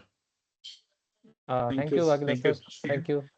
Thank you, Sani Saab and Badega sir, Thank you. for You're most welcome, sir. to consider me for this to be part of this FDP. Thank you. Thank you once again, sir. Sure. Thank you. So I think we should move ahead now. Thank you, Dr. Ankush Sharma, sir, for yet another insightful and engaging session. Your expertise and in-depth knowledge have truly enriched our understanding of composite industry, sir. So your clear explanations and practical insights have provided immense value to all of us, and I am sure our participants have gained a lot from your session today, sir. So once again, thank you, sir, for taking the time to share your expertise with us. We look Thank you. forward to more such opportunities, sir. Thank you. Thank you. Thank you. Thank you so much, sir. So moving ahead, so let's move on to our next session. And for that, I would like to invite Ms. Prerna Beria, Assistant Professor at Som Lalit College of Education, Ahmedabad, to introduce our esteemed speaker, Mr. Ravi Kumar Verma, sir. Prerna, are you there? Good evening, all. Yes, am I audible? Yes, yes, you are audible, please. Okay, so it's my privilege to introduce our guest for the session, Shri Ravi Kumar Verma. He is currently working as a scientist, Space Application Center, ISRO, Ahmedabad. After completing his Bachelor of Engineering in Mechanical Engineering with honors in 2005. In November 2006, he was appointed as a scientist at Vikram Sarabhai Space Center, Trivandrum, ISRO, where he was responsible for quality control of aerospace material of all ISRO's launch vehicles. Projects like PSLV, GSLV MK2, GSLV MK3, RLV TD, etc. He has been associated with Space Application Center, ISRO, Ahmedabad since 2014, where he takes care of system reliability and quality assurance of space material activities of all payloads of ISRO satellites. He has worked on Reset 2B, 2B-R1 and 2B-R2, Chandrayaan-2, Chandrayaan-3, Mangalyaan, etc. during his current posting till date. His expertise includes the indigenization of aerospace and space materials, specifically destructive and non-destructive testing of aerospace and space materials. His area of interest includes reliability and quality assurance and destructive and non-destructive testing of aerospace and space materials for rockets and satellites. He is author of more than 15 national and international publications. He has delivered more than 50 tech talks, expert invitees, and inaugural lectures in reputed organizations, platforms, and events. He is a member of many technical bodies, to name a few: life member of Aeronautical Society of India, life member of Indian Society of Non-Destructive Testing, life member of System Society of India, life member of Space Society of Mechanical Engineers, life member of Astronautical Society of India, life member Indian Society of Systems for Science and Engineering, associated member of Indian Institute of Metals, associate member of Society of Aerospace Manufacturing Engineers. Over to you, sir. Good evening, everyone. I'm audible, sir? Yes, sir, you are audible. Yes, you are audible, Okay. sir. Okay, then. Thank you, sir. Shall we start? Yes, please, sir. Okay, then. First of all, actually, it's my indeed pleasure and honor to be invited by this PDU for ATAL and AICT sponsored 1 week online faculty development program on smart manufacturing and digital transformation in the industry 4.0, right, which is jointly organized by Department of Mathematics as well as the Department of Mechanical Engineering School of Technology, PDU Gandhinagar. I'm going to talk about today. My screen is visible, Lazam? My screen is visible? Yes, sir, your it screen is is visible. Okay, done. Okay, done. So I'm going to talk about space and aerospace material, the present trends and future perspectives. And so before going to actually what kind of material is we are using for our launch vehicle, means for aerospace or rocket application. At the same time, actually, I'm going to talk about what are the materials, or I can say the advanced material we are using for the payload development as well as satellite application. I'm fortunate enough that I have worked in both the category. I was initially appointed as a scientist engineer, SC and SD. I was at Vikram Sarabhai Space Center, Thiruvananthapuram, where I am actually responsible for making launch vehicles or rockets, I can say, I can say, or I can say PSLV, GSLV, Mark III, all rockets actually I worked on rocket development. Same time, after transferring to Space Application Center Ahmedabad, so right now I'm responsible for material testing and qualification, means selection and its testing, and same time it will be withstand the I can say the hazard environment of space to sustain up to 7 years, 7 to 10 years of their maximum or minimum to maximum life. So I have both the experience from launch vehicle as well as from satellite application. So I can share both the things from aerospace as well as space. So before going too deep, actually this is the reason and vision behind ISRO. And the main thing actually the father of Indian space program, the Vikram Ambalal Sarabhai. Actually, he is actually the cultivated the space science, or I can say he is the father of Indian space program who actually initiated or seeds the space activity in India. And his very famous quote is actually we should second to the none in the application of the advanced technology to the real problem of man and society. And this is the specific sentence. Still, almost the 6 decade old organization ISRO is working on this particular sentence. We should be second to the none in the use of the advanced space science and technology, so that the betterment of common men can be done through space science and technology. And this is the actually background. If you see, this is the Tulsa, I can say Thumba Equator Rocket Launch Station, where the space activity sits in India. So the background actually I specifically mentioned where the space activity in India actually started. In general, we are working on the actually 6 segments. Normally, if you see the ISRO is working on the 6 segments, right? The largest one is space application, which actually my center means Space Application Center Ahmedabad is working. But other than space application, satellite communication, and satellite navigation, Earth observation, space science and exploration, and launch vehicle segment is there. And space application is a very diversified application in which the satellite has to give the valuable information, so that the government takes the corrective or preventive action, so that it is related to your environment, forestry, marine, ocean, etc., etc. But overall, whatever we are doing, it is actually shared, nurtured, and enriched over the decades. That's why I'm telling you, almost more than a 6-year decade organization ISRO. The main purpose is still is people centric and application driven. Means we have to work for a common man, so that the advanced technology can be useful for the betterment of common men. And right now ISRO is doing this activity. And as I mentioned, we are working for this segment. But if you talk about in detail, so normally if you talk about launch vehicle, we are using PSLV, GSLV, LVM3 Mark III, or I can say GSLV Mark III, and advanced R&D rocket, which is called HLV, or human rated launch vehicle called GSLV Mark III, new generation non-vehicle NGLV, then RLV TD reusable launch vehicle, we are working on it. Same time, if you talk about satellite, we are working on communication satellite, Earth observation, or I can say remote sensing satellite, navigation, as well as space science and technology. But at the same time, if you are doing the launch, you are making rockets, we are launching the satellite. But for what? For purpose is basically agriculture and forestry, weather forecasting, disaster management, oil and gas, geology and minerals, civil aviation, broadcasting, and VSAT technology. And for this activity, actually, we are actually developing our advanced R&D through capacity building, like human resource management, infrastructure and facilities, indigenization through Indian industry. And I am going to talk about, since I am involving for launch vehicle as well as satellite indigenization, indigenization of material, so I can touch upon how the indigenization help to embargo. Actually, what are the things is done through to I can say we are actually reducing the the tremendous cost of material through our indigenization activities. And this is just a snapshot. Till now, we have almost launched, we have almost completed 225 missions.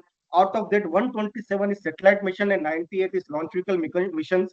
And if you talk about launch vehicle side, total 59 PSLV we have launched, approximate 7 GSLV Mark III. This is the launch vehicle which actually carries your Chandrayaan 3 also, which is successfully landed on the south pole of the moon. Right, same time 16 flight of GSLV Mark II rocket. These all three is basically right now operation launch vehicle, in which if you talk about near about 432 foreign satellites of 34 different countries we already launched, and approximate $800 million we got as a foreign exchange from the other countries. And other than that, so many experimental I can say satellite we already launched, or maybe experiment we've done, in which space gas pool recovery mission, crew module atmospheric re-entry, scramjet technology demonstration, or I can say ABVP, everything propulsion system, reusable launch vehicle, we are actually under progress. And the same time, some of the I can say astronauting experiment we did through interplanetary mission like Chandrayaan 1, Chandrayaan 2, Chandrayaan 3, Mars orbital mission, or I can say MOM or Mangalyaan, Astrosat, and recently we did Aditya L1 also. And these are the actually right now this is actually saga of launch vehicle. Means we started a transportation system from SLV3, which project director was none other than late Dr. APJ Abdul Kalam, the former president of India. Then ASLV, and after that, right now the production, I can say the operational launch vehicle of PSLE, GSLE, and Mark 3 is there. You can see in this slide, we started from 70 ton from the lift off weight up to 40 ton in LEO, 40 kg in LEO, and now we reach up to 644 ton of rocket, which is called GSLE Mark 3, and we can go up to 4 ton now in GTO as well as 10 ton in LEO, means low Earth orbit observation. On all the satellite, whether it is remote sensing or communication, all the launch vehicle, whether it is PSLE with GSLE Mark 3, right now we are actually launching from Sriharikota. It is called Satish Dhawan Space Center, SDSC Satish Dhawan Sriharikota. We are launching all the rockets from there. And before going to my presentation in detail, first we understand actually what is meant by space. A simple definition, what is meant by space. So in general, there are so many things are there. If technically I can talk about it, space means full of debris. A portion where so many debris are available, I can say it is a space. Space means extreme temperature. Extreme temperature means in general, I can talk about in a daytime, the temperature may reach up to 150 degrees Celsius, but at the same time, night time, or maybe the sun is not there, that time the temperature reaches to minus 150 degrees Celsius. It means in a 1 day cycle, means 24-hour cycle, the temperature variation is approximately 300 degrees Celsius plus to minus. A place where charged particle, means nascent ion or charged particles are there, that is called space. A place where zero gravity, ideally there is no zero gravity, but a place where the gravity is nil or maybe near to zero, that is called the space. Or the place where the magnetic field are actually effect, their cumulative effects are there, that is called space. A place where the radiation and deep vacuum, both the things are come together. So that's why space is always an unforgiving place, and surviving in this environment itself is a great challenge and great task. So we have to develop a technology which can sustain such kind of extreme environments. For simple, if I want to talk about it in a single language, space means no air, no repair. It means whatever you want to make it, you have to test it on the ground, and then only you can launch it and you can put in a satellite in a space. Otherwise, any problem, anything is there, there is no garage in a space. So at least the mission will be failed, and the hard-earned money from the government of India or the people who is actually paying their taxes to the government, it is we have to answerable to each and everyone. So that's why space is unorganized. That's why whatever the rocket or whatever the satellite you are making and putting in that particular desired orbit, it has to be tested and qualified so that it meets its desired goal or vision, or maybe whatever the purpose for that this satellite is designed. So because of this, the debris, extreme environment, charged particles, zero gravity, magnetic field, deep vacuum, radiation, etc., etc. So many things are there. You have to select a best material so that it can survive this extreme environment. So now the material scientist has to come into picture. He has to select a best suitable material who can meet all the requirement as per the mission goals. So before going to detail, actually this is the evolution of material, because what happened, we see even our stone age, means from Pashan Yugin Sabhyata, from stone age, if you talk about right now we are in the, I can say, the smart age, or the new cutting edge of we are living in a cutting edge of technology. But there are so many bifurcation with respect to civilization. So one of the main criteria for civilization, if you bifurcate, so one is the reason is basically for material also. So as your knowledge of material or evolution of material has been there, then that is also one of the bifurcation. So you can understand what is the importance of material, because it is actually categorized your civilization with respect to time. So we started from the stone age, then comes to bronze age, then after that iron age, then synthetic age, and right now means the last one, I can say last 1 century, I can say it is the intelligent age, especially for last 40-50 years after Second World War. I can say we are living in the intelligent age, which we are using the fiber optics, piezoelectric, shape memory, and such kind of functional material, such kind of material we are using. And I will touch upon the shape memory as well as the functional material, because these are the future material which is going to use, which is going to reshape your entire industry, as well as I can say, since I belongs to space science and technology, I can say they are going to reframe our space science and technology, and what we are right now thinking, maybe next 10 to 15 years now, it is going to be changed drastically, right? And in general, if I want to select any material, it means just a snapshot for those who are actually not belongs to this particular field. If I want to select a particular material, what are the things I have to see, or what are the property I have to take care. So it means before going to detailed selection of material, actually what are the property I should see carefully. So that comes, as I mentioned, there are n number of property, but at least some of them I can um, read out, like strength, weight, stiffness, toughness, creep, wear, thermal, impact, lifetime, hardness, fatigue, electrical property, optical property, magnetic property, mechanical property, and thermal property, flammability, melting point, corrosion, erosion, reaction, machinability, weldability, flowability, toxicity, finishability, blah blah blah. There are so number of n number of properties are there. So when you are having n number of property, first is actually when you are selecting any material, it should be application requirement and application oriented. But the same time, you have to see the availability of material, same time interaction with the other materials, and material cost also having a very significant role, because what happens, so many strategic material we have to bought from the other country, so cost is also an impact factor for that. And same time, the material should have the surface treatment capability or the coating related to coating, so that it can be coated. One word, actually one thing I have mentioned, interaction with the other material, means sometimes what happen, even one material having a very good property, and what actually the functional requirement or desired properties are there now, that can be sustained by this particular material. But what happen when this material is going to put in for operational phase, now it is going to inherit the property of other material or nearby vicinity of the material, so it should not disturb the functioning of others. That also we have to see, especially in terms of electromagnetic waves or magnetic materials, or I can say for radio frequency or maybe RF applications are there. Then you have to see that this material is not going to inherit, or it is not going to interfere the other materials for that they have selected. In general, the selection of material, especially in terms of material, we normally used to see the what are the in general the mechanical property. We used to see, being a mechanical engineer, so we mostly concentrate only on the mechanical materials. So in general, the mostly category of material, especially in the metallic material, we are used to see with respect to modulus as well as the what is the density. Because when you are going to talk about aerospace and space material, the one thing, the material should be lighter in nature. It means its density is very low, same time its specific strength, or I can say the strength given its specific strength should be very high. So that is the main criteria. So if you bifurcate, so you have this OSB chart which can give the select. They can give the proper I can say the proper category or criteria for selection of any specific material for particular application.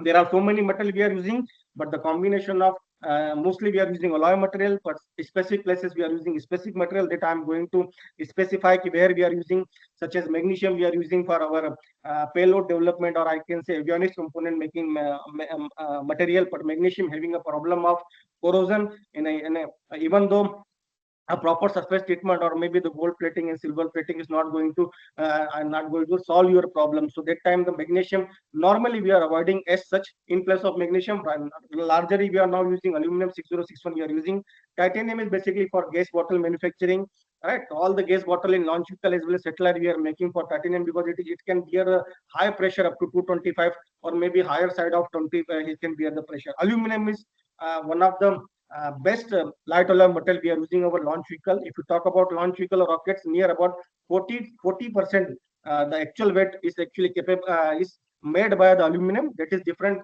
category of material, means aluminum 6061, aluminum 7075, aluminum 2219, or aluminum 2024. There are different grades of aluminum we are using for making different components of our launch vehicle as well as a satellite. If you talk about payload and satellite, it's contribute near about 50%, half of the satellite weight, as well as the fabricated, or I can say component made by aluminum 6061. Stainless steel is very useful where the corrosion is going to picture. That's why the most of the structure members we are making for stainless steel, especially especially that fastening element normally we are making, and different location where the high conductive thermal as well as electric conductivity that we are used to go for that OFSC, oxygen free high thermal conductive copper, like that we are using.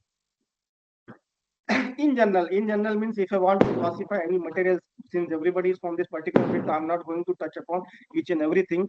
Everybody aware the classification of material, but this is basically a diagram where the entire class of material means whether it is metal, non-metal, composite, polymer, plastic, elastomer, everything is there now. It is actually give a snapshot of all your class of material, which category, which type of material belongs, and when you are going to select which type. This is just a snapshot so that you can understand a particular material having what kind of material. Right now there are so many software is available, even the database is available, so you need to go for reinventing the wheels. All the information with respect to your selection of materials are available based on their property, based on their application, based on their usability, same time based on their availability, and we are using the particular material.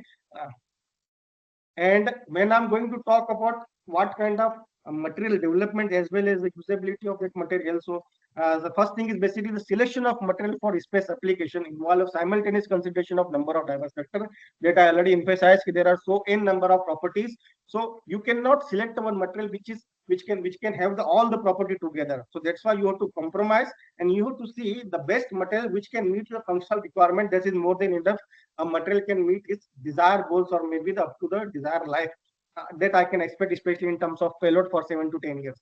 So the selection of material, especially for the space application, always a tedious and I can say a very complex task. But at the same time, material must fulfill a combination of conflict requirement to meet the server environment conditional and vision demand. That I mentioned, even space environment, there are so many challenges are there. So while you selection of any material or any kind of material, it should meet the combination of conflict requirement as well as the server environment condition has to be met by that particular material. Otherwise, your mission cannot be fulfilled.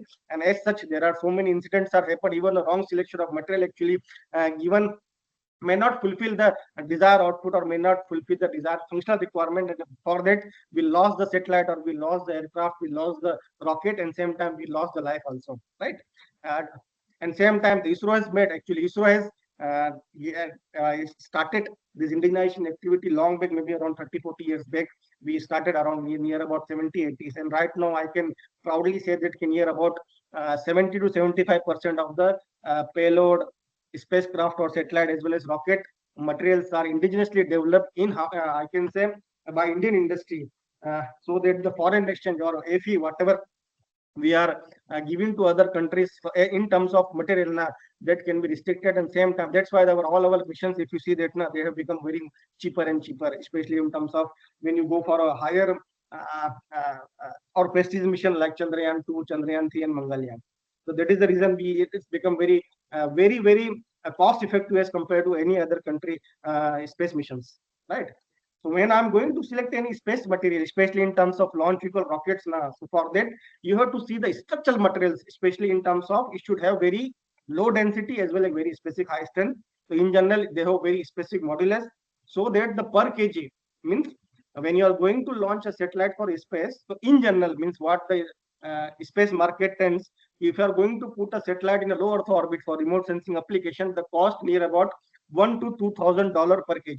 If you are going to put a satellite for a geo orbit, means 36,000 kilometers, its cost near about 10 to 15,000 US dollars. So it means per kg, or I can say per gram of material is going to or per gram of weight is going to pay a penalty. So our main purpose is to be the satellite should have more and more weight, but at the same time the rocket which is going to put a satellite in orbit, it should have less and less weight. So this purpose is going to solve by then the new category or the new advance of materials. So for that, actually we want to develop a material which have the very less density as well as very high specific strength. Same time, high fracture toughness. The material should have high fracture toughness. This is the specific term, especially for those who are working in, especially for aerospace as well as space science and technology. Fracture toughness means a material which we are considering a material in general homogeneous in nature, right? We are considering the material, the all three dimension having the same property, right? Such kind of, and we are thinking that all the material having the same property in all three directions. But In general, if you talk about in a real scenario, material don't have all the property in all direction. Means it's not a homogeneous, it is heterogeneous in nature, right? Same time, there are so many inherent defects or discontinuities are there inside the material. You cannot make a material which don't have any discontinuity. So even existing discontinuity, whether this material can sustain or meet my requirement. So this study is called fracture toughness in general, but there are so many things are there that you have to take care. But in general, whether the available discontinuity can meet my functional requirement, that is called fracture toughness. So we have to select a material which is having a very good or high fracture toughness, and maraging steel as well as the titanium is having a very good fracture toughness, including 15 CDV6 material. Easy fabricability means easy fabrication should be there. Otherwise, the tedious and complex fabrication is always very costly. And same time, such kind of structure means such kind of infrastructure in terms of machines, in terms of manpower should be available. So that's why it should be easy fabrication. Must certified widely configured requirements. A material or I can say a structure should meet all the exceeding requirement which is required for, because there are so many loads or so many temperature regimes are there in which rocket has to come across. The total duration of any rocket may be around 10, 14, 15 minutes. So that next 15 means there are so many loads are there, especially aerodynamic loads, aerodynamic heatings, right? Other than is the acceleration, its velocity, same time, so many things has to be counteract, right? Atmospheric friction, drags, so many issues are there. So that has to be meet, it's satisfactory, meet this conflict requirement. And the same time, it should meet its full free chain of hostile environment.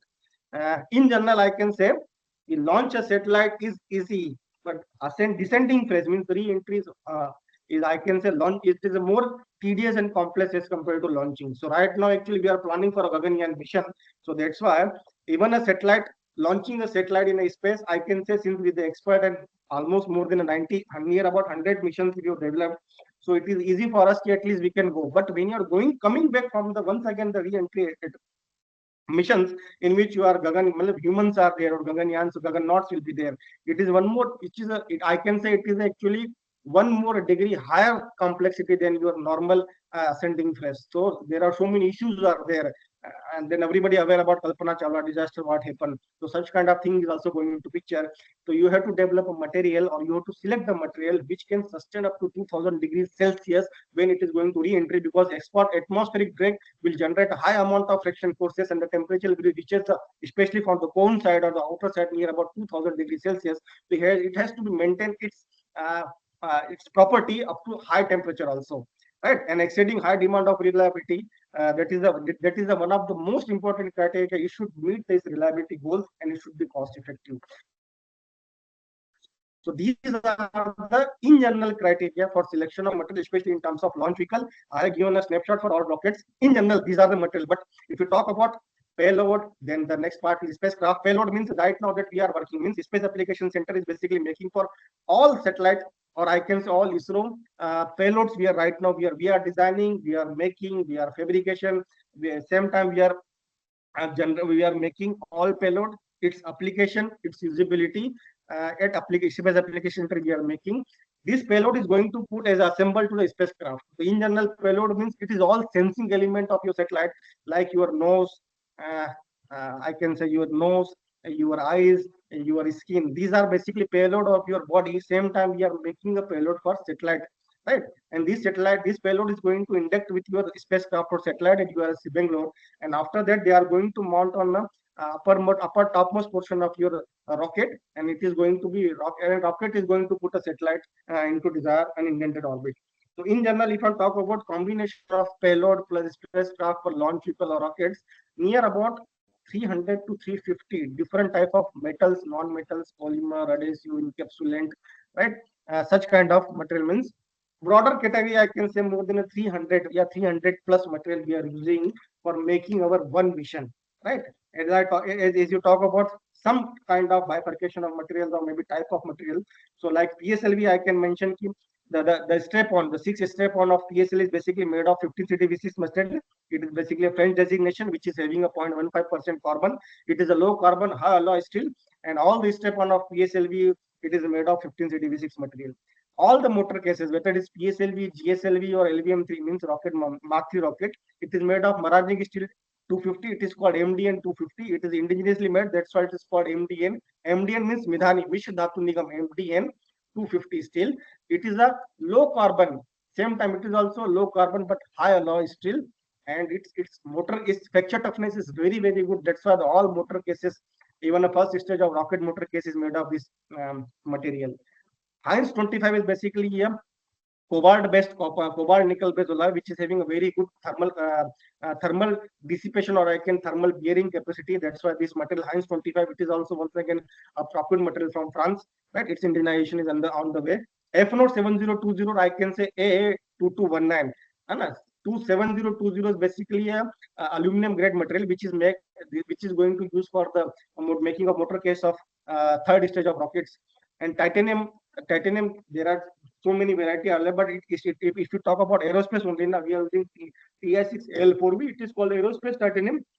So we are making PS4 those gas bottles of this alloy. And same time, as I mentioned, all electronics housing or avionics component made of magnesium. And right now we are shifting from magnesium to aluminum.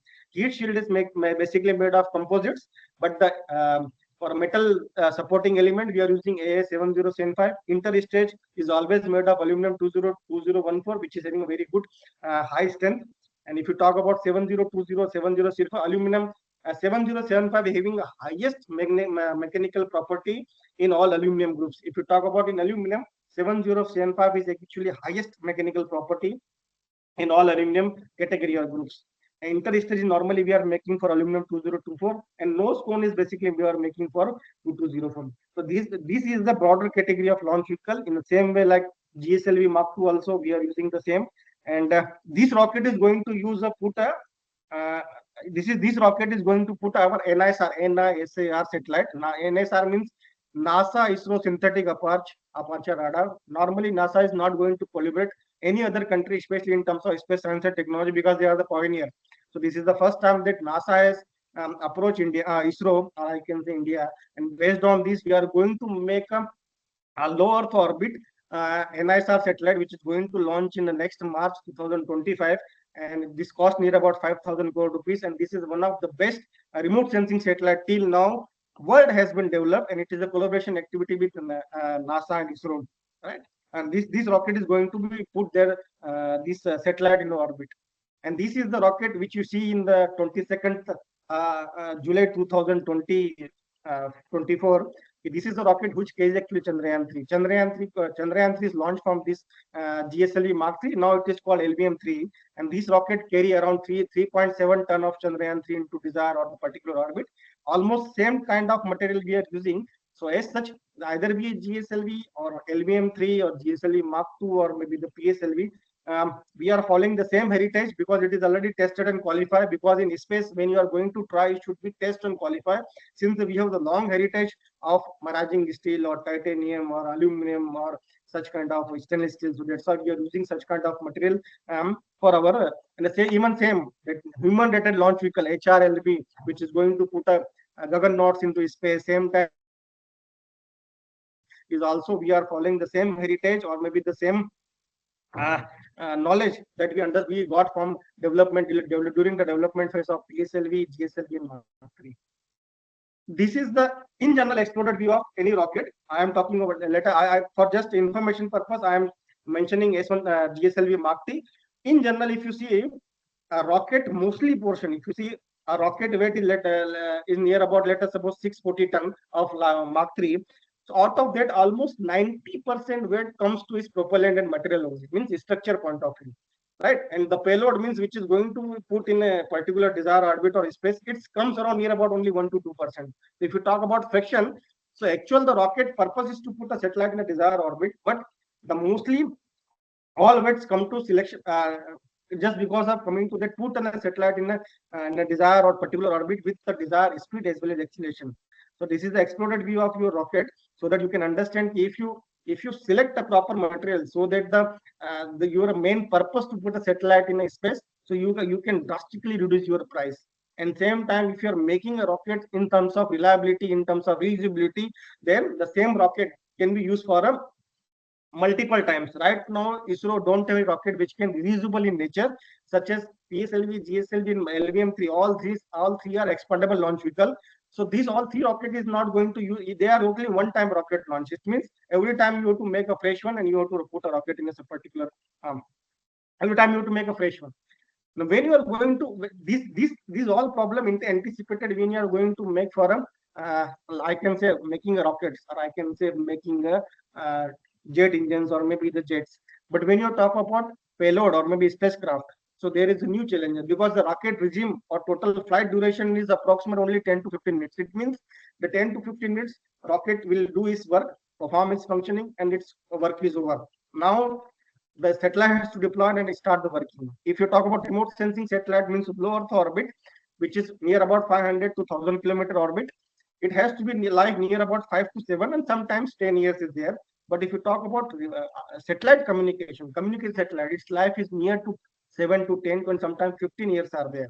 So this hostile environment means the space environment, those things has to be worked perfectly. So that's why there are so many issues related to selection of material comes into picture, which is new category of things, such as one is the degradation of the radiation thermal cycling. As I mentioned, daytime temperature reaches to 180 degree, and same time night time reaches to minus 180 degrees Celsius. So it means in general, as I mentioned, minus 150 to plus 150, right? So total 300 degrees Celsius for a one um, cycle, means for one day. So you can imagine, if I'm going to talk about 15 years, so the thermal cycling also going to play a very important role.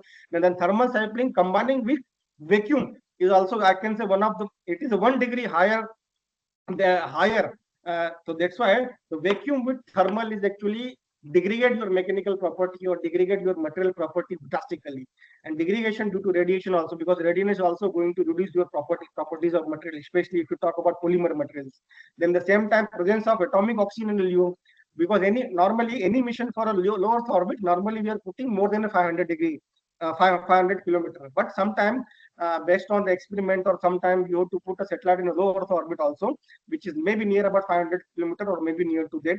Then the atomic oxygen come into picture, and atomic oxygen is very fastly degrade your mechanical property of material. It start erosion and corrosion. So that's why all remote sensing mission, if you see, it is always more than 500 degrees Celsius to to avoid the presence of atomic, especially low Earth orbit. Sublimation and evaporation of the high vacuum condition. As I mentioned, space means its vacuum level start from 10 to the power minus 9. It means I can say space means it started from 10 to the power minus 9, but when you go to deep space, it's near about 10 to the power 12, 10 to the power 13. So sublimation, it says at the same time the evaporation is also high vacuum condition. The material is actually showing their property, and same time it is also degradation will start. Cold working, especially in the friction-laden atmosphere, that is also one phenomena that those who are working in a welding area, they can understand, right? That frictionless atmosphere, especially when you go to low temperature, their properties drastically. Then sub zero condition, especially solar escape time. When solar escape means the sun, when sun is not there, right? When the presence of energy, or I can say the presence of heat is not there, so the temperature reaches maybe minus 200, minus 215 degrees Celsius.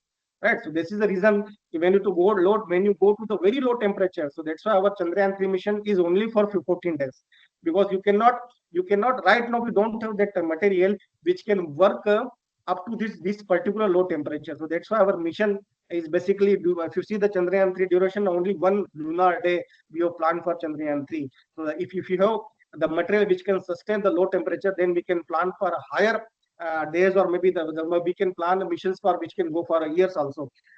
Which can plan for years on the moon.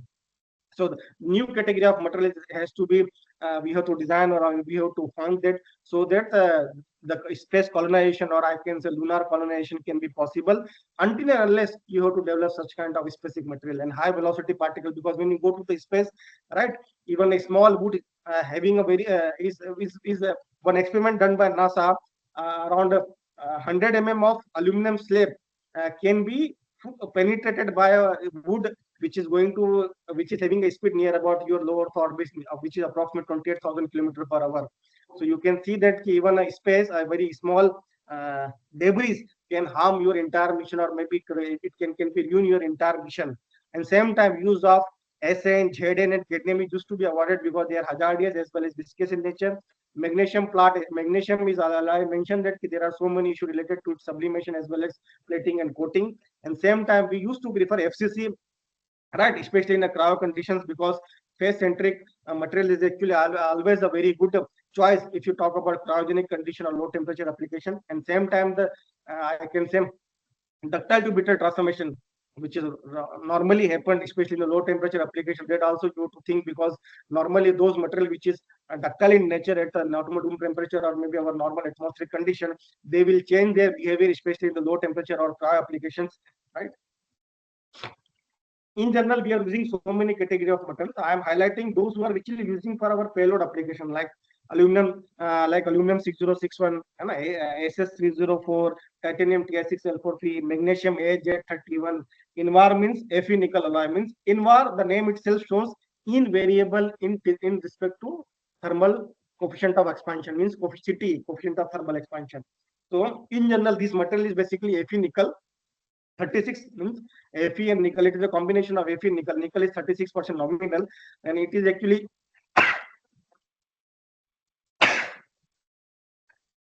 it is showing very it is not showing any thermal expansion with respect to temperature, especially whatever the temperature regime that we are expecting for space environment. That's why this material is very specific material. Same time, a new material which is called super invar, which is having a very greater resistance with respect to this temperature expansion. It is also Fe nickel, but the combination of cobalt. So it is normally nickel 35 and cobalt normally 2% we are using. Covar is basically Fe nickel, cobalt is allowed there. That is called covar, which is having very good thermal dissipation. Phosphorus, bronze, brass, beryllium copper, OFSC copper, CFRP, zero door, and silicon carbide. So these are the material in general we are using for our payload development, or I can say our satellite application. For in general 30 to 40% for all the structure members, we normally using aluminum 6061 for making their in-house or making. Type of test, as such, there are so many tests are there, so I cannot emphasize each and every test. But in general, for any material, if you want to make space worthiness or maybe the air worthiness, first you have to see that the selection of proper material is very most important. So first you have to see what are the performance you want from that particular material. If it is going to meet, so then the second thing comes is structure. What kind of structure and what are the properties are there. Now all the things, how to process it. It means the performance, structure, properties, means it is normally called 3Ps, means performance, property, processing, and same time it's structure. This is all actually governing all mechanical property. And once you understand the property of that material, means which you understand the 3Ps, then you have to see that what are the tests has to be required. But in general, for any dynamic test, normally we are going for a plane shear as well as plane shear tension and plane shear compression. We are going for normally for fatigue for isothermal as well as fatigue for thermomechanical, because this is actually governing the property how your material is going to change their behavior with respect to actual environment, right? For that, actually, we are using fracture toughness property like K1C and J1C, crack tip propagations like CTOD, and in general, fatigue crack growth rate by DN means is life also we are predicting. And normally at every mechanical engineer understand what are the mechanical property in terms of like tensile. We used to do UTM like tensile, UTS, bias, percentage elongation, bending and fractural test, compression, creep and stress rupture, torsional. For dynamic testing in general, we are going for hardness, impact. These are the testing. But if you talk about space environment or climatical test, every material has to be go or undergo these tests like humidity, thermocycling, thermo-vacuum condition, and these are basically space simulation tests, so that every structure, every payload, every module, every component has to thermocycling test. And we are performing so many tests, but very specific to outgassing tests. These outgassing tests is basically all the material which is going for space.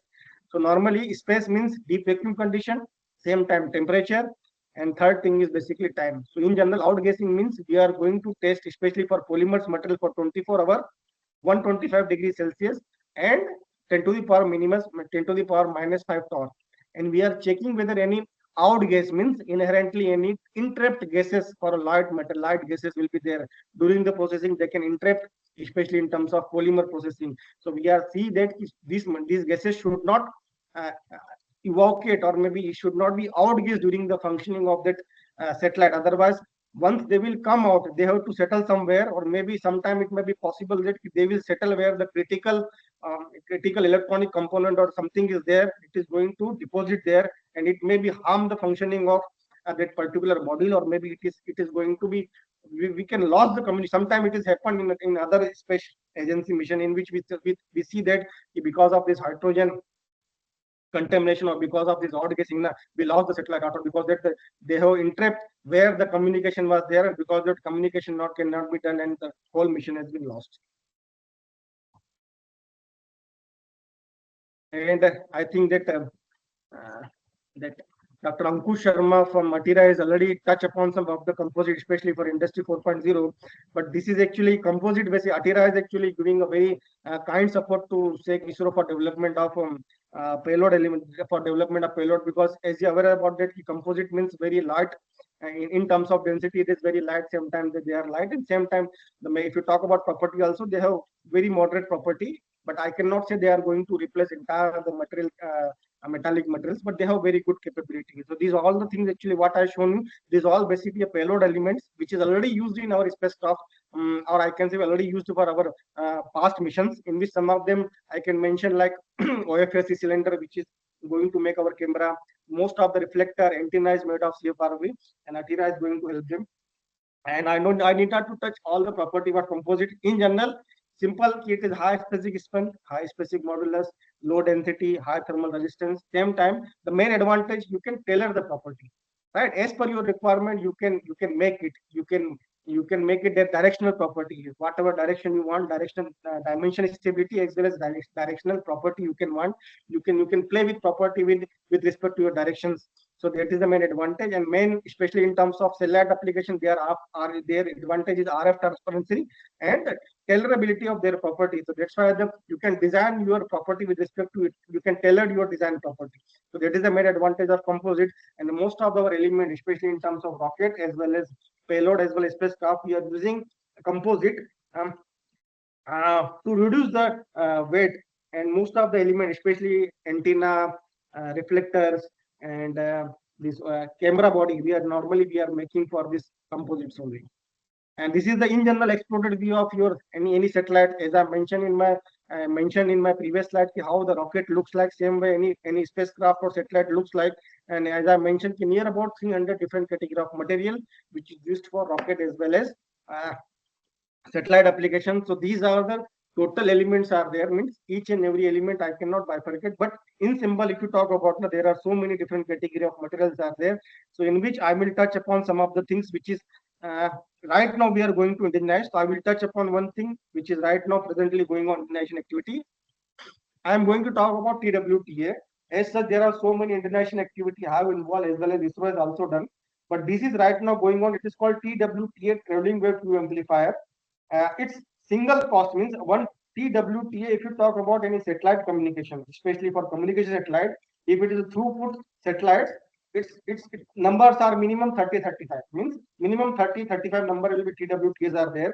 One TWTA procurement cycle is approximate 1.5 to 2 years. Means approximate 1.5 to 2 years is normal procurement cycle of any TWTA, and it is available based on the manufacturer, which is only A3Com and Thales. Means in world only two manufacturers are there who can design, develop, and manufacture a TWTA, and its cost near about one TWTA cost comes around 6.5 to 7 crore.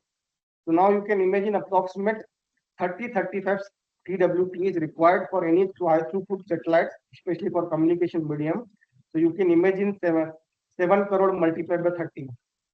Right. So that's why a satellite cost is how much. And this TWT is a combination of so many materials, and its shape is near about your small printer size. A4 size printer size is actually basically a TWT size, but its cost is more than 7 crore. It is a combination of so many processor and material.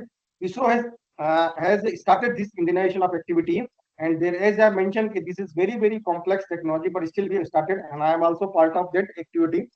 So I can touch upon some of the things that which required to develop, and this is going to be uh, it is designed by SEC ISRO, but it is going to be developed by Bharat Electronics at Bell Bangalore.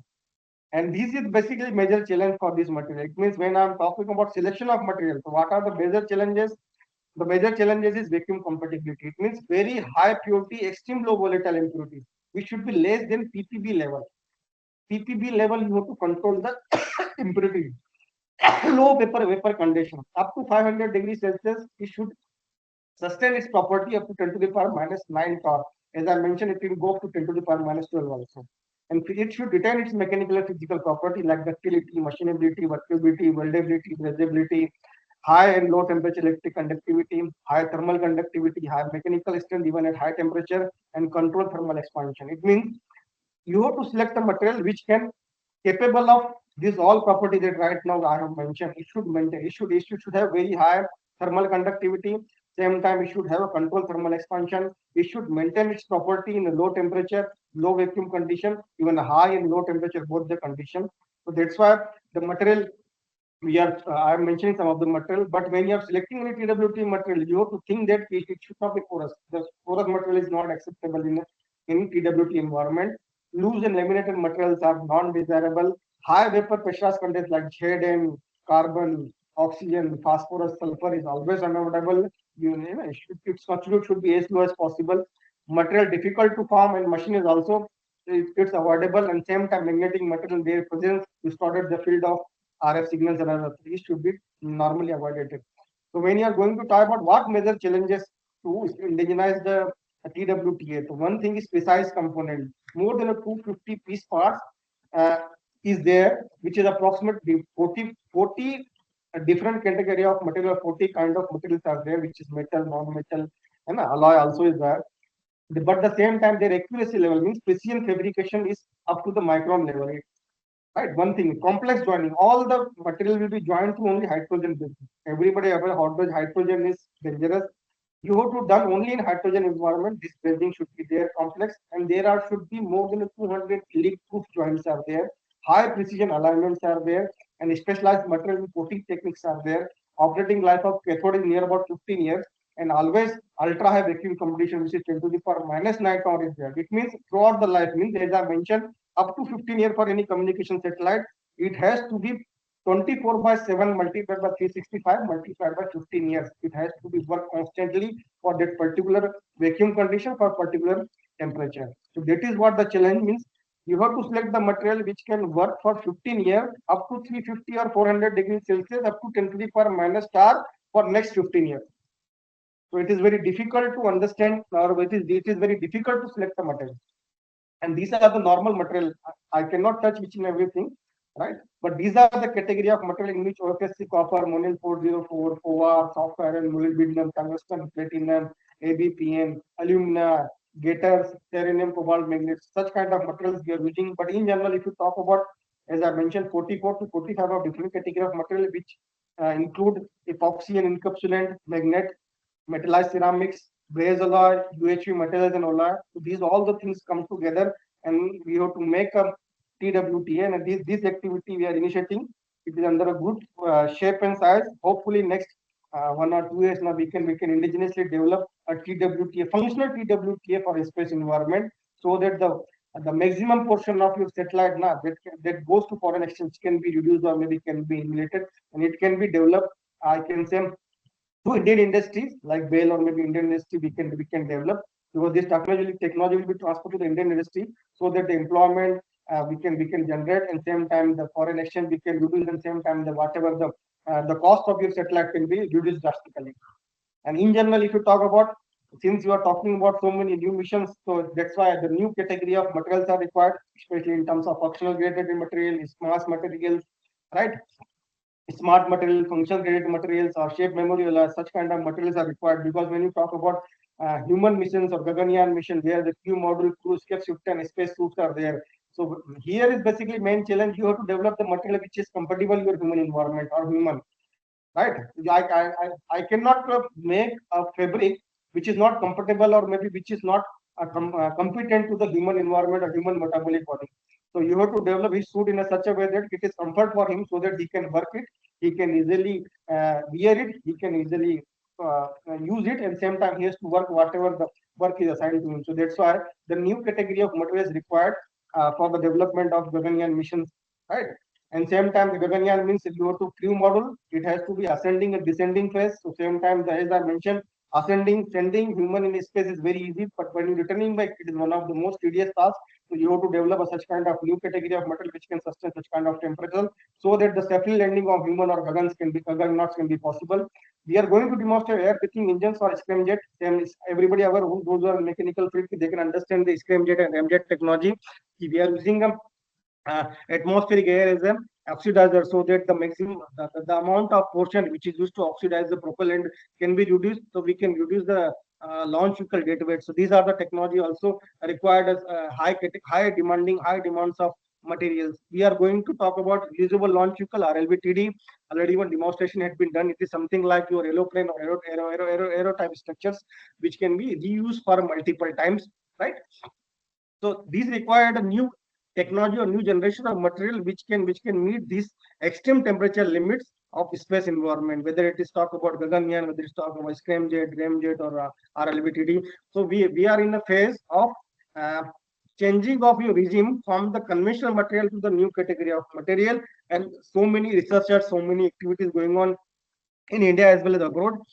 Since some of the things are still under development and it is strategic in nature, so I cannot discuss right now in front of publicly. But once it will develop, so at least I can proudly say that I can discuss with you, with all of you. But most of the things right now we are doing in terms of rocket technology, in terms of space, I can say payload as well as satellite development. So most of the academia, especially for IITs and ISC, are actually helping us. What are the problem statements are there that we are giving to them, and same time this academia comes with their expertise and they are developing. So most of the, if you see the indigenization activity, especially in terms of material and material science and technology, so mostly IIT, especially IIT Kharagpur and IISc Bangalore has help us, and based on this only we could indigenize the most of the material. So this is what actually the main thing is basically to harness the space technology for the national development. So all the things are there, but main thing is basically academia. The Indian industry and academia is actually the main purpose of success of, I can say, low cost access to space through ISRO, especially in terms of launch vehicle or satellite. Now, I can very proudly say it is based on the Indian industry as well as Indian academia. Those institute, they have actually largely they can help us because we are right now in a production phase. So mostly R&D will be done by through academia as well as Indian industry. So that's why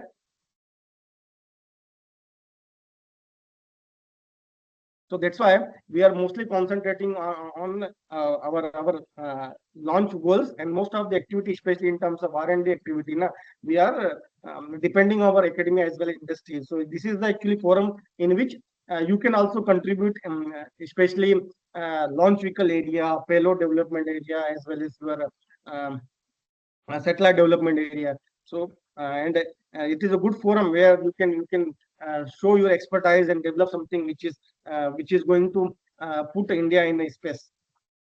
And this is the in general R&D activity, especially in terms of SEC. Right now at SEC means Space Application Center. We are following this base of pyramid in which the science and engineering comes together and making a technology.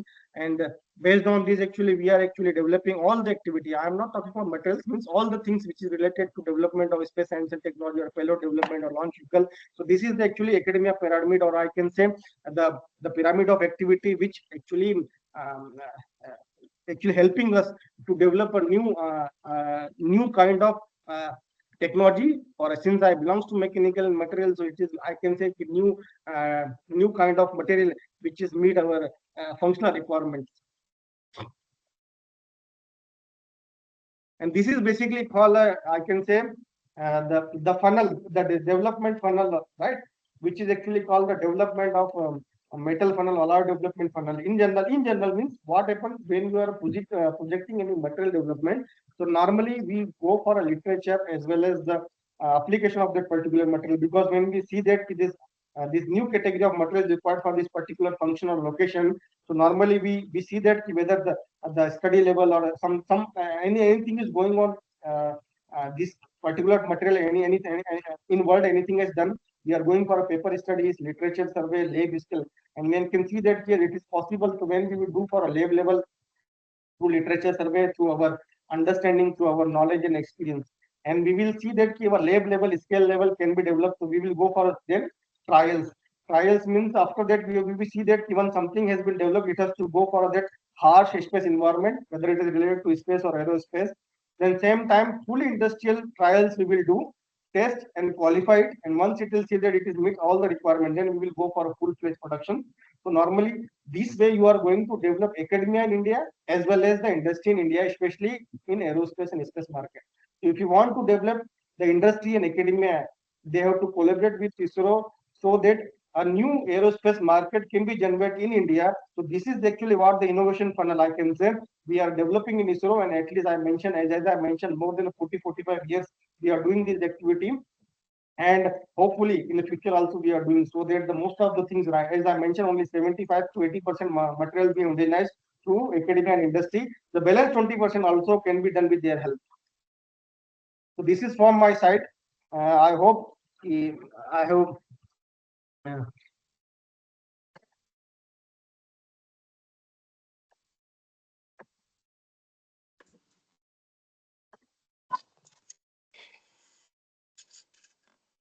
so this is actually what actually I want to share with you, what actually kind of materials are there, and same thing what kind of things are there. And I hope you people, since belongs to academia, so you can also contribute in a big way. So from these, actually this is actually what I want to share with you, and from this platform, from this online platform, actually I thanks to the organizer, especially for this ATAL faculty development program, which is sponsored by AICT for a 1 week program. So I thanks to organizer, especially for PDU, Dr. Sani, as well as Dr. Vishwesh Badeka, for Department of Mathematics and Department of Mechanical Engineering. They have given me chance to share some of the things which I could learn from my ISRO experience. And the forum is open for question and answer. So most welcome. You can ask any question to me. Uh, Sir, there are some question in our chat box, so I'm just reading it out.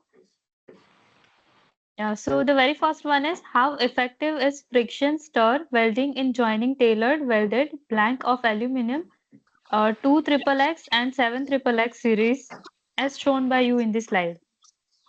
So frictional welding is also one of the solution for aluminum also, because we are using for frictional welding for our motor cases application, which means if you talk about PS2 and PS4, we are using the welding, but right now frictional welding is very limited as such, not I can say in a broader way or the bigger sense, we are not using, but in space, or I can say aerospace, uh, uh, this is the welding technique which can be probably replace the conventional welding techniques.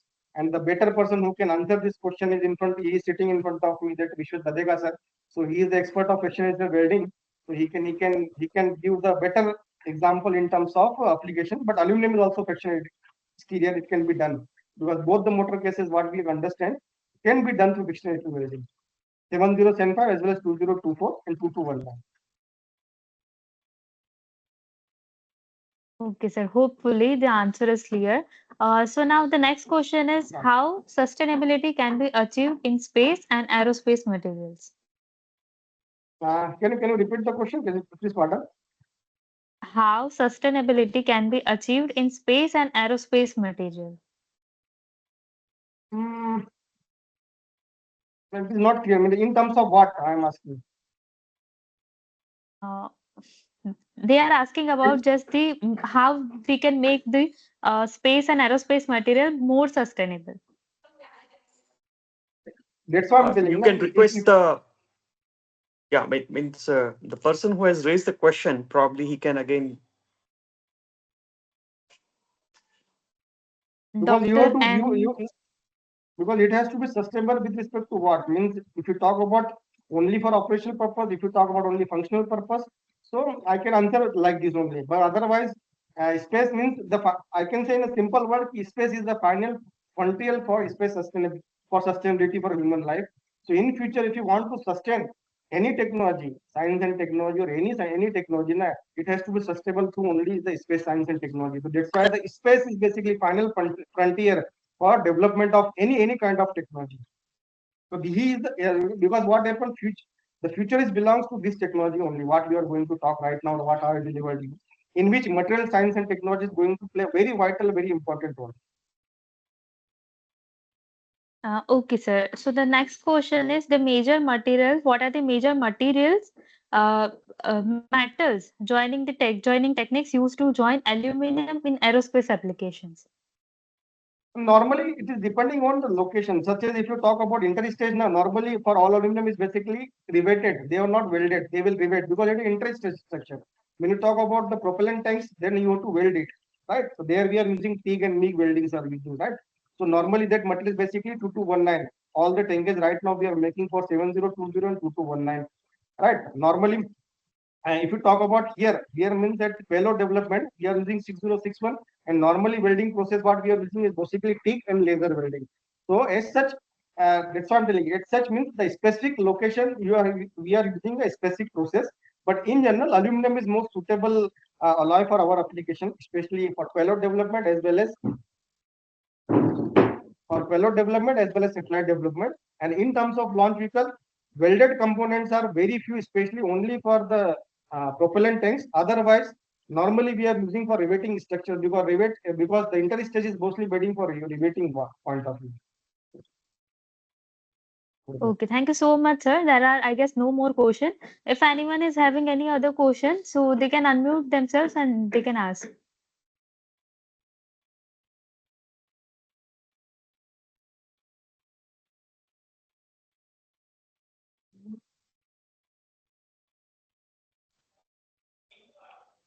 Hello. Sir, can you Yes, you are suggest some audible. books or literature for material selection and all the stuffs regarding space application?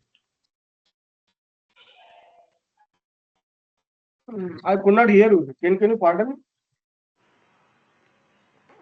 Can you suggest some books or literature regarding the material selection for space application? No. Books Yeah, regarding this thing? correct. As such, in market there are so many books are there, but specific if you go there, so normally for our purpose means for space application, if you go to ISRO site now, we normally whatever materials are there, we have directory. It means the material which is selected and using especially for ISRO payload development, satellite development, space application. Normally we have a material directory in which all category of material what we are using, it is available on ISRO side also that you can check it for our purpose only. In general, if you want to see that there are so many literature available on online, you can see that all the material which is right now using for a entire globe or world or globally, what are the materials are there, it is available on internet.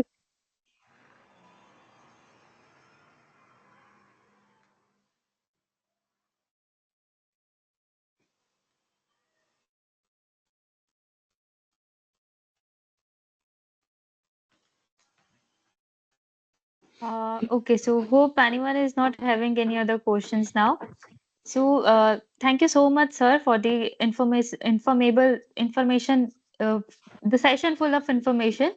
Your deep expertise and valuable insight have truly enriched our understanding of advancements and the opportunities in the field.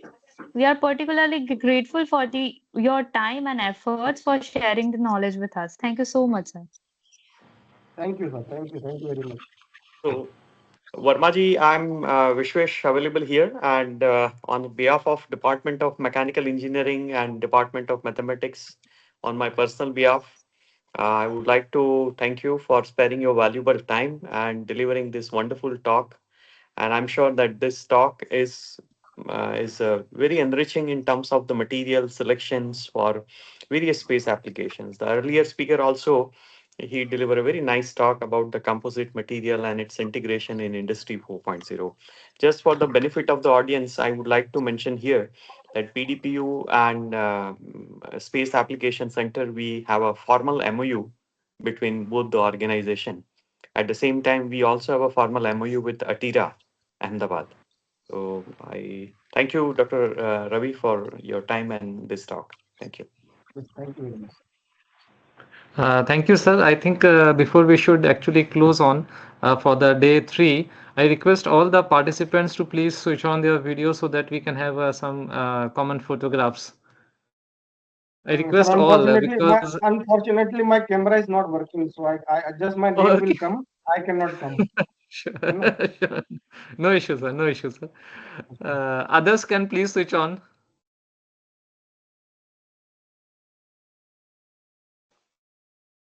Dharmik, I request you to please click on. Yes, sir. I click the photographs. Sure.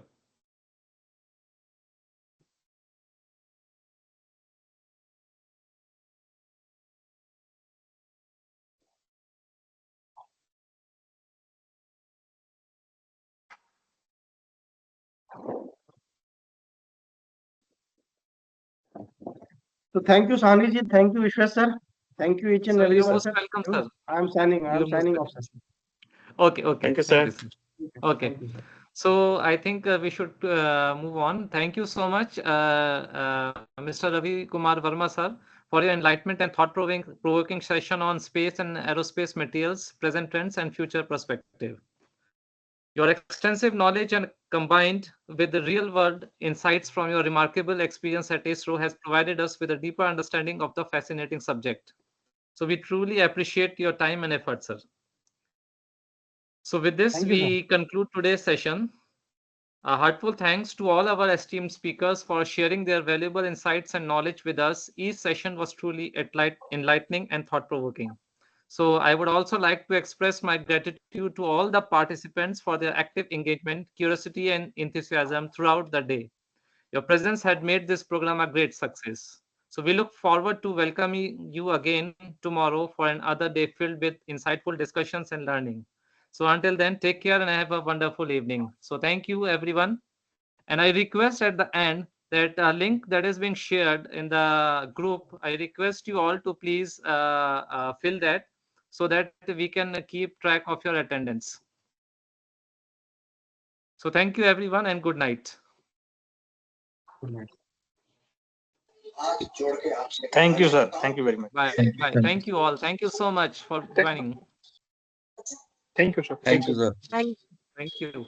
Thank you. Thank you, sir. Thank you. You are most welcome. Thank you, sir.